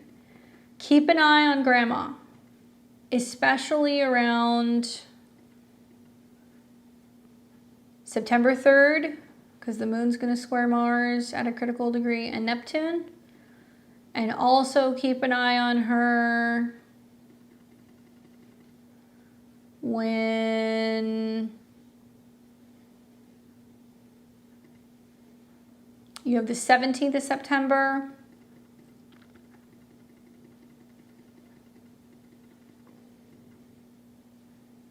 And the 16th of October. All of those dates are dates where there could be some issues going on with grandma. I don't like saying that, but I'm just going to tell you the truth. Now, as a Libra rising, Pluto's back in your 4th house, and Pluto's coming back, and sometimes there's some major crisis going on revolving around older relatives. Family, 4th house, Pluto, crisis, Capricorn, older. So that's why this is all coming up. Obviously, you have your Mercury, Saturn, and Pluto all in Libra. So what's happening here is Pluto is coming back and it's squaring all of this. So it's squaring, bringing up anxiety and stress revolving around endings, completions, people having health problems. Saturn, whether or not you're going to be separated from family or relationships, and then Pluto. So it's like, oof, you're getting that triple hit all again. Deaths of other people, right? So if it's like, let's say it would, if this were the case, a death of a grandmother. So it would be, well, fourth from your fourth is your grandma. So that means the second house is the death of a grandparent, ruled by Mars and Pluto. Well, here's Pluto squaring off with things. Probably Mars in opposition to Pluto is the time you're going to want to watch too. So that's October. I know I'm throwing a lot of dates at you, but it's hard without looking at somebody's chart. You know, I'd have to see their chart, but I hope your grandma's okay. Definitely watch that full moon in October in Aries. That's going to be conjunct Chiron. That could be like, do I need to go and be with her? You know, suddenly something's going on. For love and stuff, you know, Mars is the ruler. You're going to see some of the best stuff that could happen love-wise. Looks like it's been confusing the last couple weeks. Like there's been a lot of like, where is my life going? Or where is this connection going? Or like, how am I going to meet someone? Mars is going to sit on your North Node September 14th. And it may push you to want to connect with somebody at a distance. Maybe you meet somebody who's traveling. Maybe you decide to book a trip. And then you're going to have Mars trine Saturn. So I would say some of the best times for meeting people will be September 24th, probably through around about the beginning of October. And when I look at your natal Mars, Neptune is squaring it, babe. So it's a lot of like, am I making time to meet people? How am I going to meet somebody? What's going on? And it looks like timing has been off the last couple of weeks. When you have a better Mars transit, you know, Neptune will eventually stop squaring your Mars. That will happen at some point, not until next year or the end of next year.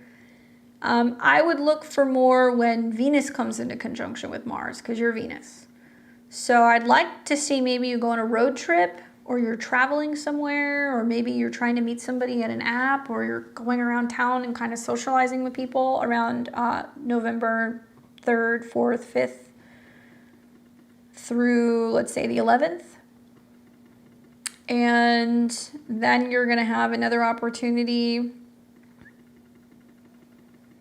to meet somebody when Mars trines Saturn again. And that might be through changes at work, or maybe there's new people at work, or maybe you have a new work schedule, or there's a new job. And that'll be in early February of 2025 when Mars trines Saturn. Mars rules relationships. It is going to square your moon though, so it does mean that like, it might mean that you meet somebody and it takes a little time to kind of get to know them. It might mean that you meet somebody who will have just recently moved. Okay, Mars is the ruler of your 7th. You have this at a Cancer degree. And Mars is in the 3rd house, which means you will likely meet them because they're a neighbor. You might meet them at a bar in your neighborhood because it's at 29, or some kind of like party or get together where there's young people, there's art maybe. And they should be a combination of Leo, Sag, or Gemini. Good luck. You can handle it. You got a lot of like fire in your chart. But they should have something like that. Or maybe you meet them while you're going on a short distance trip, you know? Something like that. But once again, all my Libra risings, next spring, you guys have to wait until the spring. When Saturn and Neptune go into Aries, something brand new begins in regards to relationships. Brand new. Likely it's not people who've been hanging around. And you got to go with the retrograde. So it means that some people will change relationships, some people will get into relationships. It depends on your natal placements. But for you, you know, I think that the change that's happening with Mars retrograde, like if you're single and you have Mars retrograde in the midheaven, you might have a significant job change and then you meet a significant partner. It might mean that you get into a relationship, right? It's going to be harder for the Libra risings who are in relationships. If they're in committed relationships or business partnerships, or if they're engaged or if they're married, it's going to be much harder for these people. Because Venus going retrograde in the 7th house next year for Libra rising means a Libra rising is going to want to leave a relationship. They're not going to want to stay in a relationship. Especially with Mars retrograde on the midheaven. They're going to say, nope, I'm ready to leave the relationship, and then there's going to be an eclipse there and it's going to be done. So if you're single and you're a Libra rising, it's going to be a lot easier to navigate than the other ones. So if I were you, I would say make note of these dates that I gave you, and definitely come back, swing around, let me know how your grandma's doing, and also if you were able to meet anybody during any of those time periods. I hope that was helpful for you guys. Thank you guys for hanging out with me. Make sure you give me a thumbs up for the videos over, subscribe to the channel, check out the horoscopes and all the other stuff we've got out. And if you want to see those eclipse videos, check out my website at beyondtheveiledtarot.com. I teach astrology. I've got all kinds of courses. I also take clients one-on-one personally, so you can check out all my information there. And catch me next week. I'm going to be here doing live tarot. Otherwise, I hope you guys enjoy the rest of your weekend, and I will see you back here on Sunday for Astro Weather.